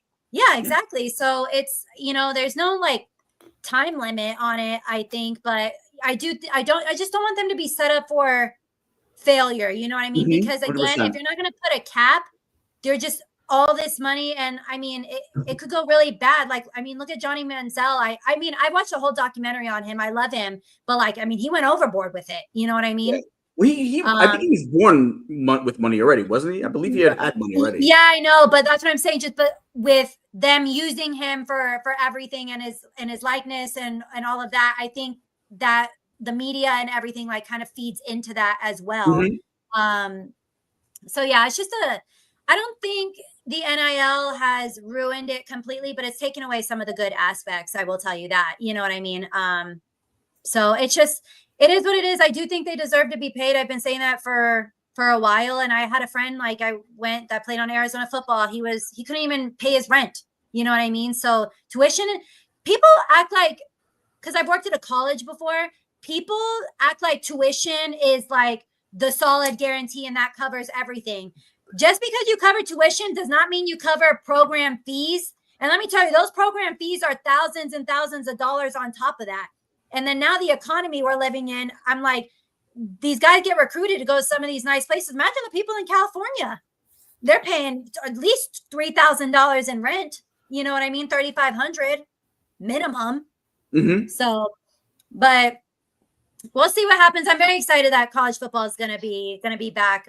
You just have a lot more tradition, I feel like, with NCAA. I mean, I love like Virginia Tech, the 12th man, all of that type of stuff. So let's transition a little bit. We'll start wrapping up here, but let's transition a little bit. We got a little bit of NBA news. I missed it all last week, but we got a little NBA news, but it does affect me, and thank God, and good riddance, and don't let the door hit you on your way out. Bradley Beal is now a Clipper, and I mean, thank God. Does he make the Clippers any better, honestly? No. And then the Suns did a whole thank you post, and I've never seen so many comments so fast in 30 minutes, and it was like, for what? And everyone's just like, don't let the door hit you on the way out. He did absolutely nothing during his time here. And I'm glad that he's gone, contracts bought out, especially after news with Booker last week. So I don't know. Guy, do you have any other thoughts? I mean, look, this is something that they should have done a while ago.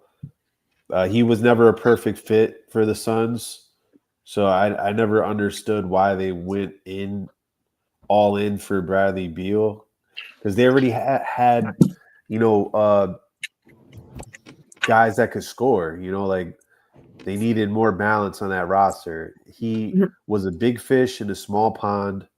He's a volume scorer. That was perfect in Washington, but in Phoenix, there was two guys that were ahead of him in the pecking order. And then it's like, now you're going to Los Angeles, the Clippers. You know what? You're going to just be a bench guy and just go through the motions. I think he adds nothing to that team. Unless he's jacking up like 15, 20 shots a game, that's how he usually scores. He's not really an efficient scorer. And he's shown to be a malcontent, these behind the scenes.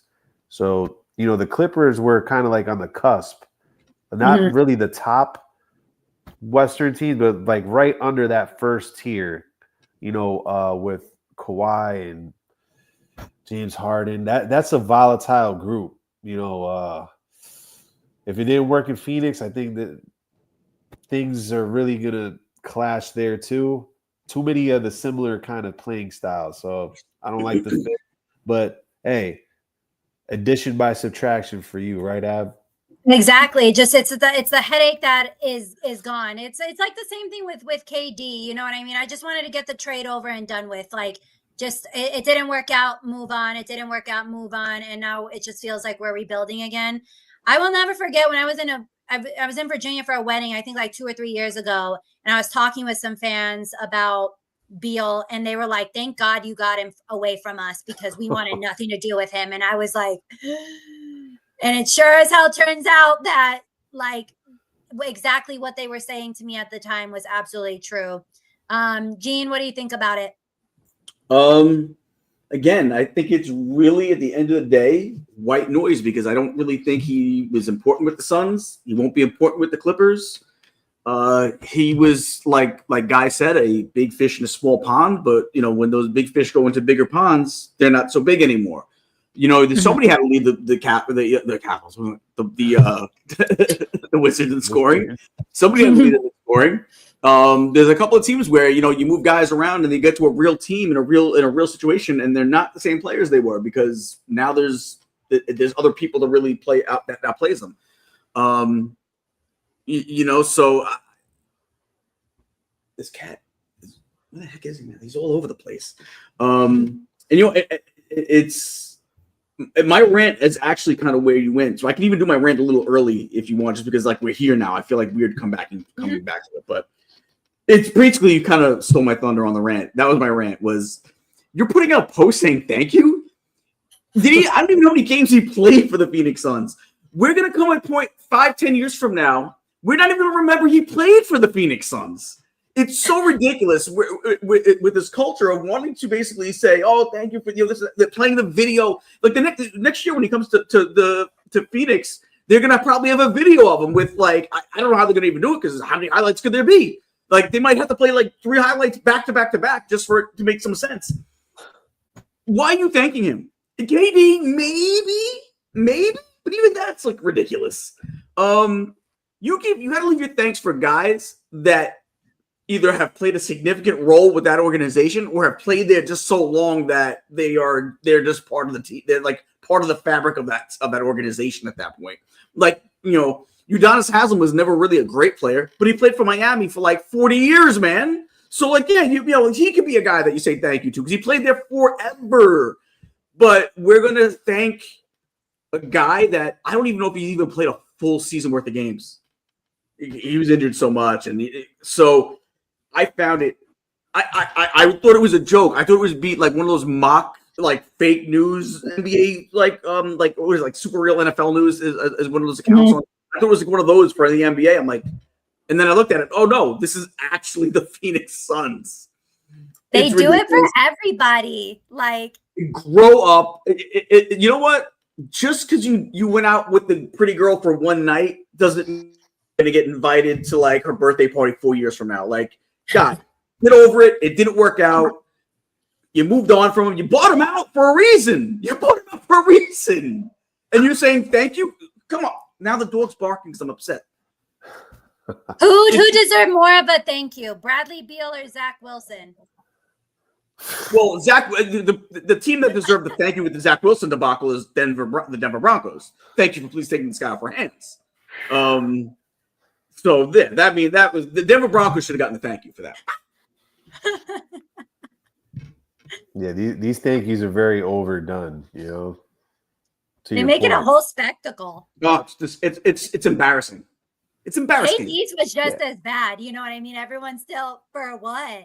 And then I love how you can put GIFs now in the comments, and some of them just fit so perfectly, like with the squinting or like the what. Mm-hmm. It's like what? Thank you for for all the broken promises and broken dreams. Literally. Yeah. But I mean, shout out to Zach Wilson. He says he deserved another milk, but Zach Wilson just got married, and she wasn't married twice.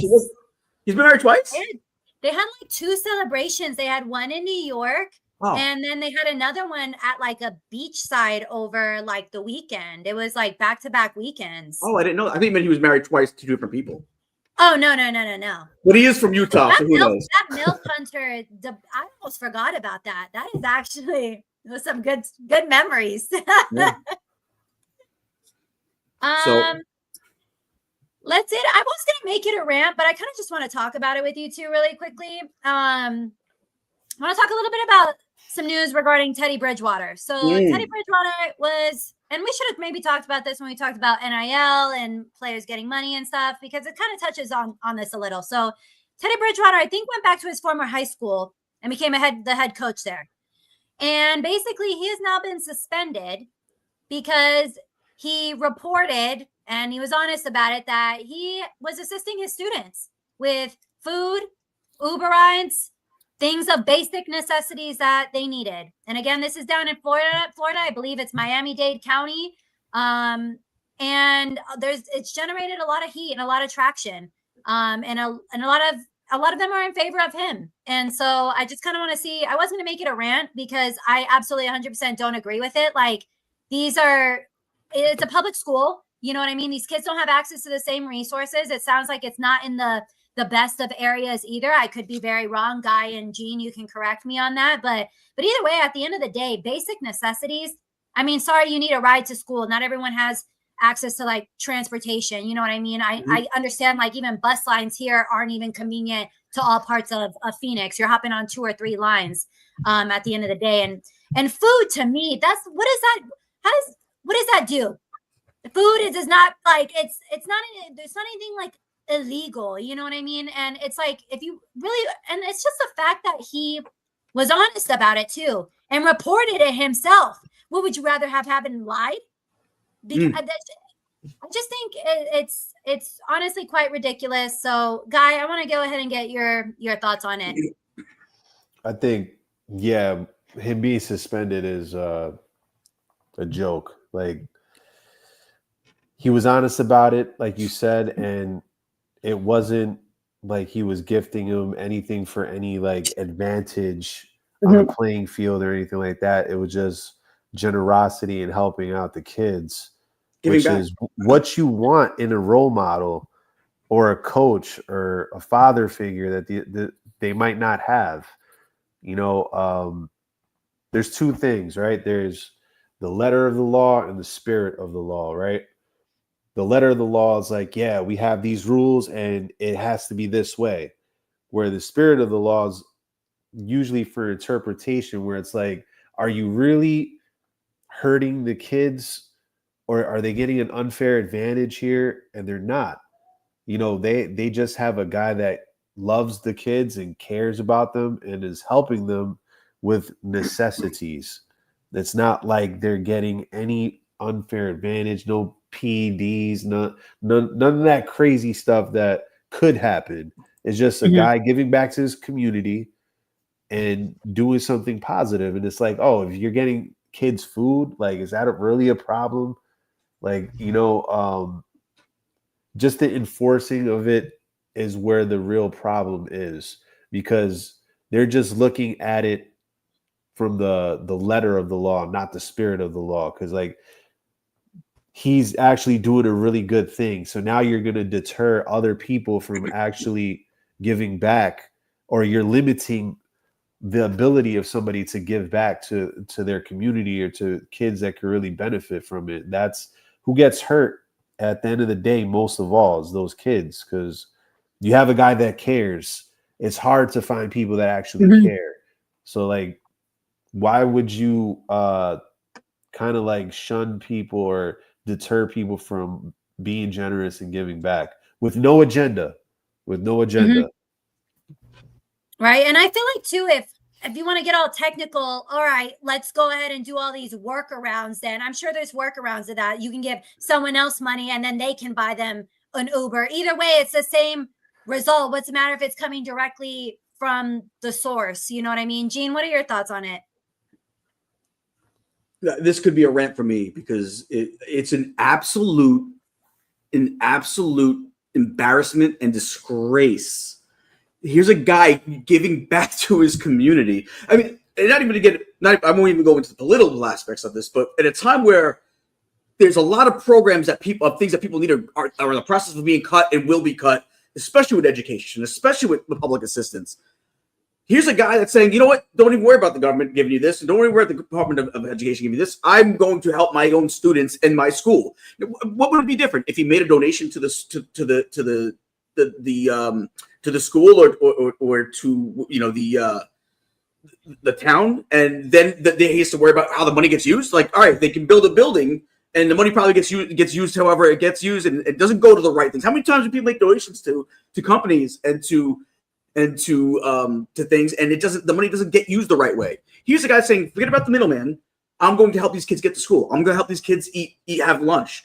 And again, in a day where in a time and in a day where things are getting cut, here's a guy that's still helping out and just saying, well, I'll make sure that they have these things. Guy's right. It's not like he's giving an unfair advantage. This is different if this was in college. This is high school kids. Grown men play in college. Kids play in high school. They're kids, and we can't help out. We can't help out the kids. It's an absolute disgrace. I bet if you donated the money to the school to build a field, they wouldn't be saying nothing. And that's it. And that actually is an unfair advantage because he might build the locker room a certain way, a weight room a certain way, but he's giving these kids what they really do need: food, transportation, so they don't have to go take an Uber at night that they can't afford, or they don't have to walk, in a dangerous. Again, I don't know the exact neighborhood. Stop it, Rocket. That might be. She's upset too. That could be dangerous, and now they got to walk, 3 miles to get home because they don't have a ride. It's an absolute disgrace. And if you're gonna say, well, we got to hold them to it's the letter of the law, so we got to hold them to account. You know what? There's enough people in the government, politicians that find loopholes for things, and they brag about it. Let's find a loophole for this guy who's trying to help his community. It's an absolute disgrace, and I am embarrassed for whoever it was that actually is holding him up to the letter of the law and actually and suspending him for it. Whoever was the guy who basically put pen to paper to make him suspended, to have that suspension put through, should be embarrassed. It's a disgrace. It's an absolute disgrace. I believe he won them a state championship as well. I think last year, and right? then went on to go sign with did he sign with the Lions? Is that when he went on as I thought he signed with someone as like a backup during the playoffs. I think you're right. I think it was the Lions, and it was like last year. And then still came back. Dude could sit on a bench for the NFL. Instead, he's choosing to be here. High school coaches don't make that much money, man. They make nothing. He could probably go somewhere and be an offensive coordinator for a college and make more money. He went back home to help kids that needed help. It's really commendable what he did, because I'm sure there's other more lucrative opportunities that he could have had as a former NFL player and a good NFL player until he got hurt. I'm sure there's more opportunities he could have had, and instead he decided to go home and help these kids out in a community that really needs it. It's an absolute disgrace. I'm sorry. Yeah. This really was. I mean, as I'm talking about, I'm just getting myself more worked up and more pissed. Yeah. Well, I'm sure too, because you're a dad at the end of the day. You wouldn't want, like, what is he supposed to do? Let's say kids waiting. Oh, my mom's supposed to be here. It's been 30 minutes late. Let me give you $5 for the Uber to get home. You know what I mean? I'm not going to leave you sitting here. And I also I believe he has his own children too, if I'm correct. And it's like, people got different, I don't know, but like people got schedules and stuff like that. And it's like, I can't wait around with you all day, but I don't want to leave you here. So let me do the right thing, which is to meet you kind of like in the middle. You know what I mean? It's just, there's so much that goes into like educator coaches. You're supposed to be a mentor. You're supposed to be a role model. You're supposed to be a leader. You just wear so many different hats, and you get punished for doing things the right way and the way that I think any parent would want. You know what I mean? I think you're right, Gene. It's just absolutely ridiculous, but they are getting a lot of heat. And it seems, I don't know if they're going to overturn it or anything like that, but the administration has spoken out. Seems like, again, they're catching heat from the community, and then a lot of NFL. I think a lot of NFL fans are heading there as well. So it's not a good look. I would like to think that there are parents, and hopefully there are, and maybe they don't know what to do, but I'm hoping that there's somewhere out there that there's maybe some parents, or I'll even go one further, because it's not it's one thing when it's if competitive goes out the window with this. If you're another school in that same division or that same conference, that you other coaches should be sticking up for this man, and you guys should be putting together a petition or writing letters, something. And if anybody that knows about it, please hit us up, because I will sign. If there's a petition to sign, I will sign it. If there's something that I can do from my end, that whether it be writing my name or doing something or sending out email, let me know, because this should be something done about this. And again, competitiveness only goes to a certain level. When it comes after that, if you are part of that division or that conference, and you're another coach or another parent from another school, we're all in this together. You need to say, this man's doing good work, and we should all stand behind it. And I just hope that there's somebody out there doing something about it. But there really should be. There should be, man. I'm telling you, I coached before, and I was an educator before, so I know that from that position, everything takes sacrifice, right? It's an undervalued position to be in those children's lives, right? Is to be that mentor, to do the right thing when nobody's looking, because the rides that you have to give, like your car's full of a bunch of kids, and none of them have parents that probably went to the game, and you got to drive them all home and make sure they get home safe, because in a way they're your kid now, at least during the season. So it's like, I know that Teddy had in his mind that he's like the big brother or the father figure, and it's more than just football. It's like, I want to make these kids into, good young men after they're done with me, right? I want to make sure that they graduate and that they don't have to worry about their next meal or about getting home safe. That the luxury that other people have that they take for granted. He's just trying to make life a little bit easier for somebody who might not have that. And I have to give him credit, man, because that's a thankless job, bro. And I'll tell you that right now. It's like the sacrifice with your time and effort every day. And it's like, you got to show up no matter what's happening in your life. You got to be there for those kids, because they don't understand the adult things that you have to go through, right? But you show up, and that's the source of strength for you. So now you're taking that away from Teddy. The strength that he could get from those kids, now you're cutting that off from him too. So it's like, it's really disgusting. Like you said, Gene, it's somebody has his colleagues from the other schools, around the area should stick up for him, and form a solidarity group and just like say, look, man, we're not going to take this, and we got his back.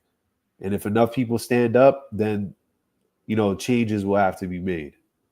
Mm-hmm. And I mean, I've worked in education before. I've worked with college students that I served as their advisor. I've managed them and whatnot. And I'll tell you right now, even though they're college kids, I do feel responsible for them. And I'll tell you right now, I will go to bat for them. I've been in some very uncomfortable situations, and I will literally bend over backwards for them to help them in anything that they need that's absolutely 100% serious. So it's just an unfortunate situation. I hope it gets resolved. I think we all agree that it's crazy. It's unnecessary. There's just other things in the world that are really wrong, and that's not one of them. I'll tell you that much. Johnny Boy says, man, I had so many coaches do the same things for me when I was young. Both my parents worked crazy. I remember my boxing coach was always at football, volleyball games, and I still speak with them today. Huge impact in my life. And those are the people that matter. Johnny Boy played volleyball. Johnny Boy played volleyball. That explains it. The worst sport ever. Volleyball. All right. Well, we got 85 people in the building. Crazy. Yeah, thank you guys. You joining us for so late. That was supposed to be my rant, but I wanted to go ahead and make it a topic, and I'm glad we did. Guy, do you have anything in particular you feel like you need to get off your chest today? I mean, I think Johnny Boy alluded to it in the comments a little bit before, but I wanted to touch on the FIFA Club World Cup for a little bit. I think it's a very overrated competition. It's kind of unnecessary. I get why they do it, though, because it's money. But the magnitude of, what we're going to see next year when the World Cup hits is going to be light years ahead of whatever the Club World Cup is. It's Club World Cup is very regional. Not everybody is a PSG fan that lives in France, for example. But when there's countries involved, it's going to be big time. But I say this as a soccer fan. There was a lot that lacked in that tournament. It kind of felt like a little forced, a little bit like, yeah, here's like the dress rehearsal to the World Cup.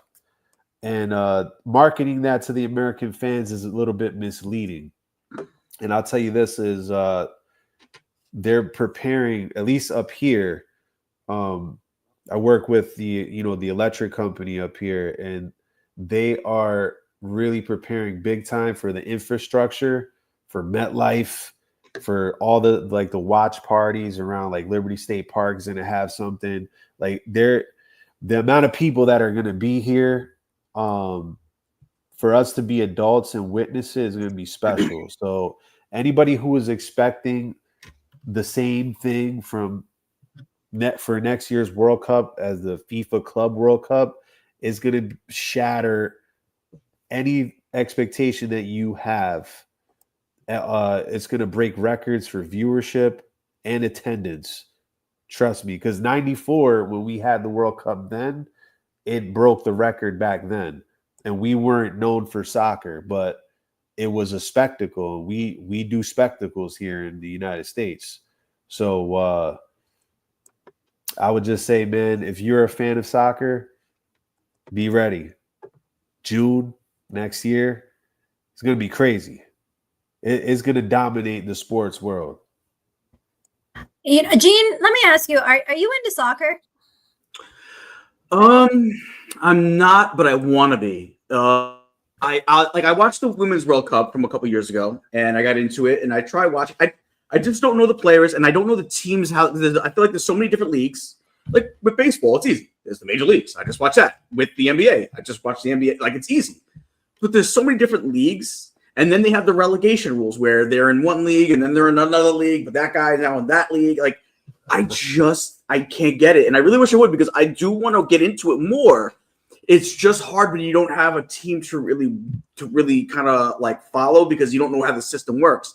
So I pretty much left my soccer up to Jason Sudeikis.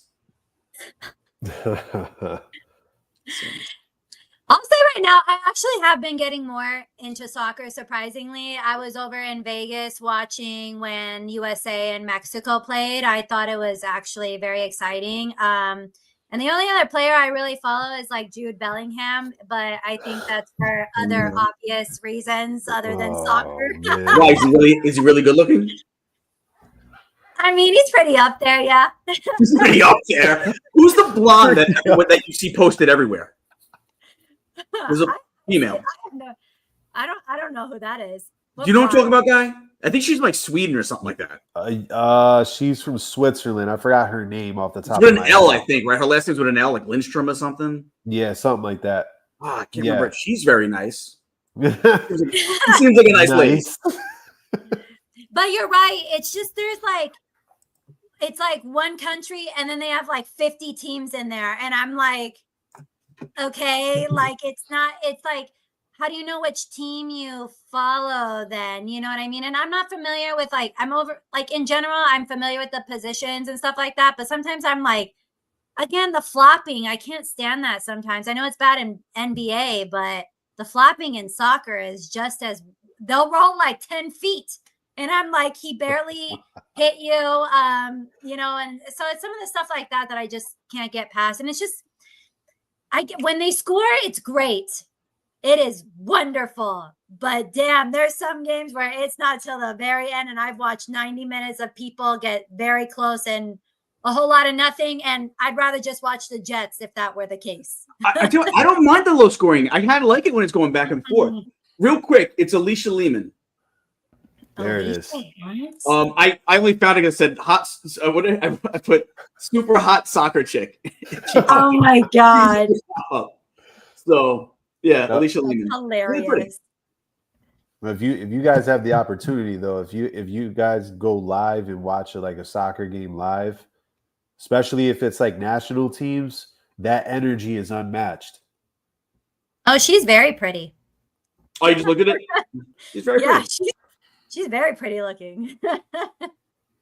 Okay, Johnny Boy's over here drooling. So is Gene. He's still looking at it. No. I was texting Tony. So I had to reach out to her. I sent her a follow and a DM. We'll see what happens. I'll let you guys know next week. Oh my god. God forbid I mentioned Jude Bellingham. You guys will roll your eyes. Yeah, you're the one who actually started it by glazing over a soccer player. Me and the guy get to do it now.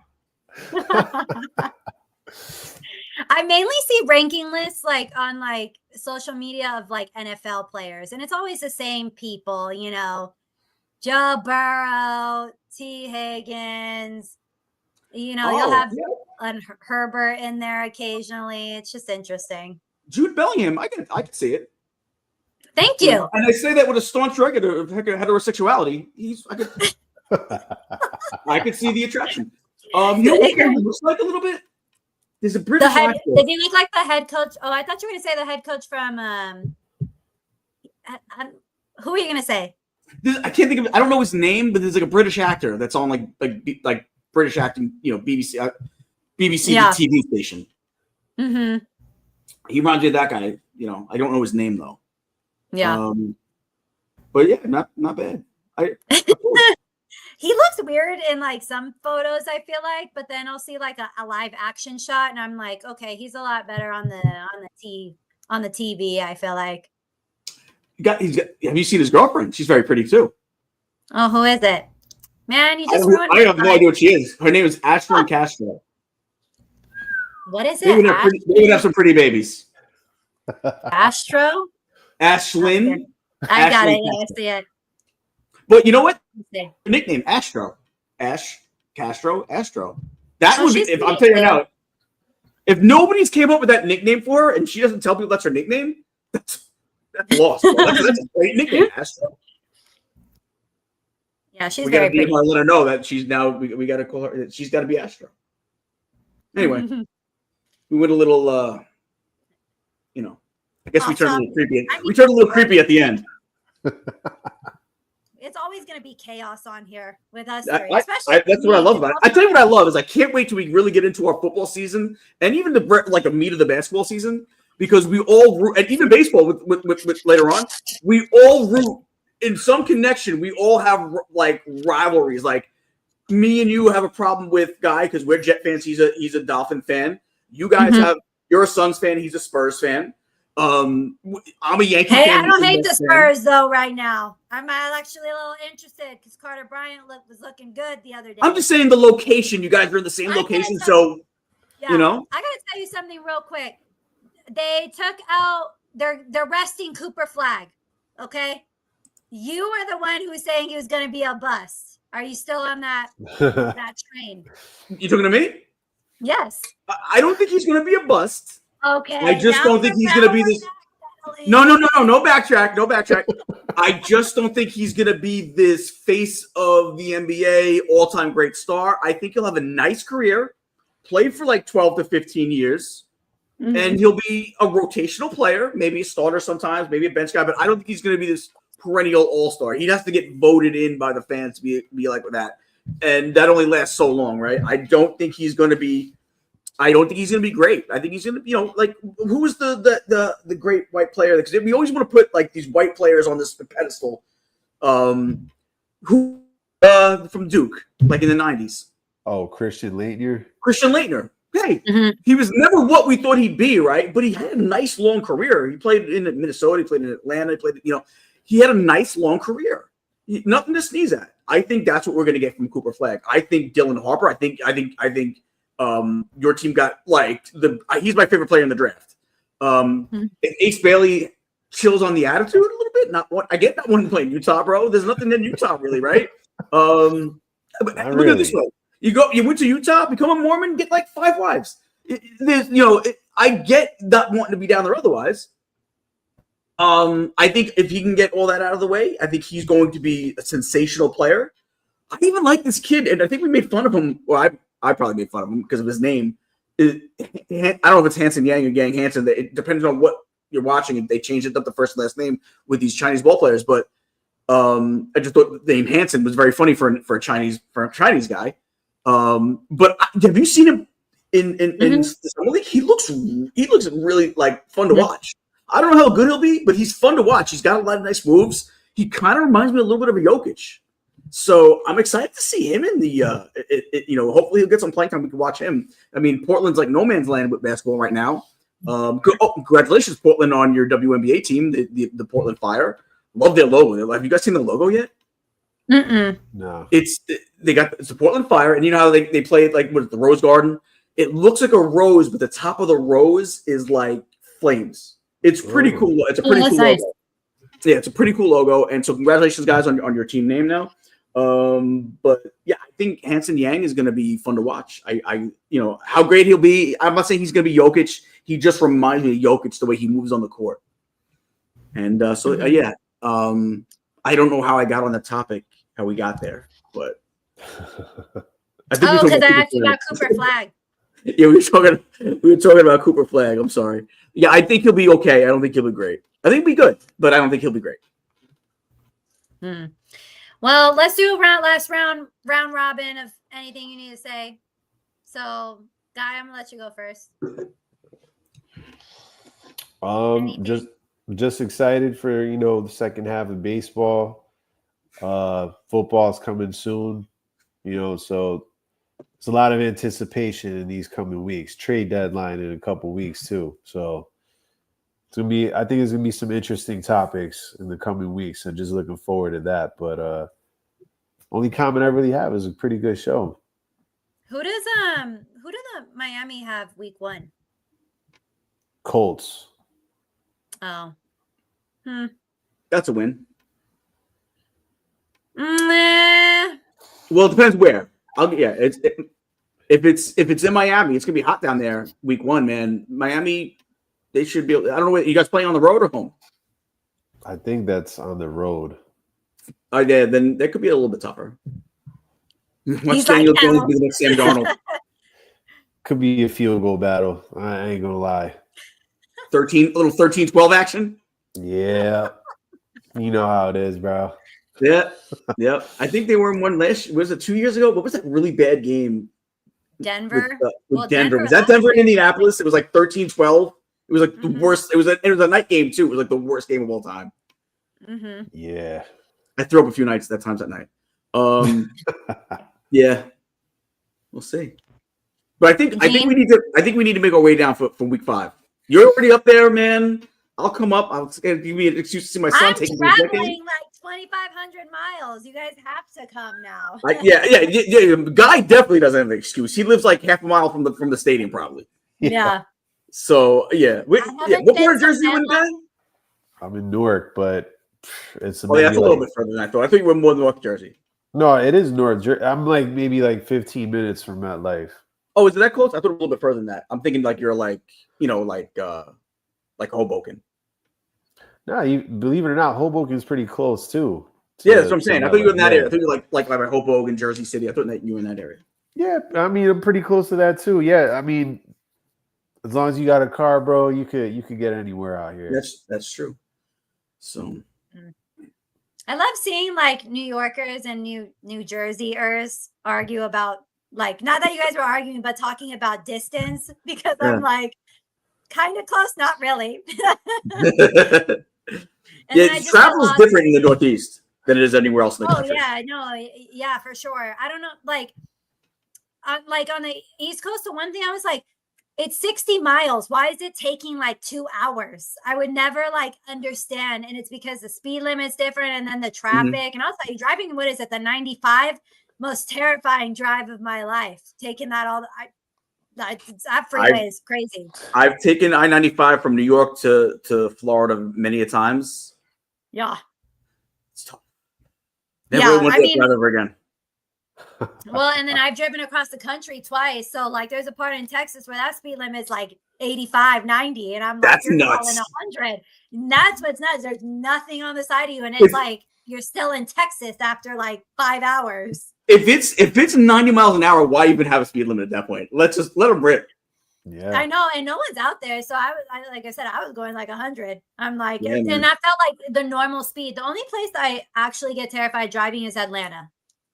It's the freeways were like 2 lanes, and it's either you're going so slow or you're going way too fast, and you can't merge over into the fast lane because they're coming too fast. So I'm like, there's parts like that in South Carolina when I make the drive up north, and up and down. There's some parts of Carolina that are like that. So yeah, but yeah, man. Any final thoughts, Gene?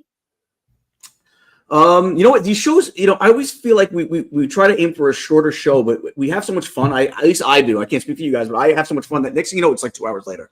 I know we always try to keep like an hour, 15 hour half, and then next thing you know, we just keep going. But it's a lot of fun, man. I love hanging out with you guys.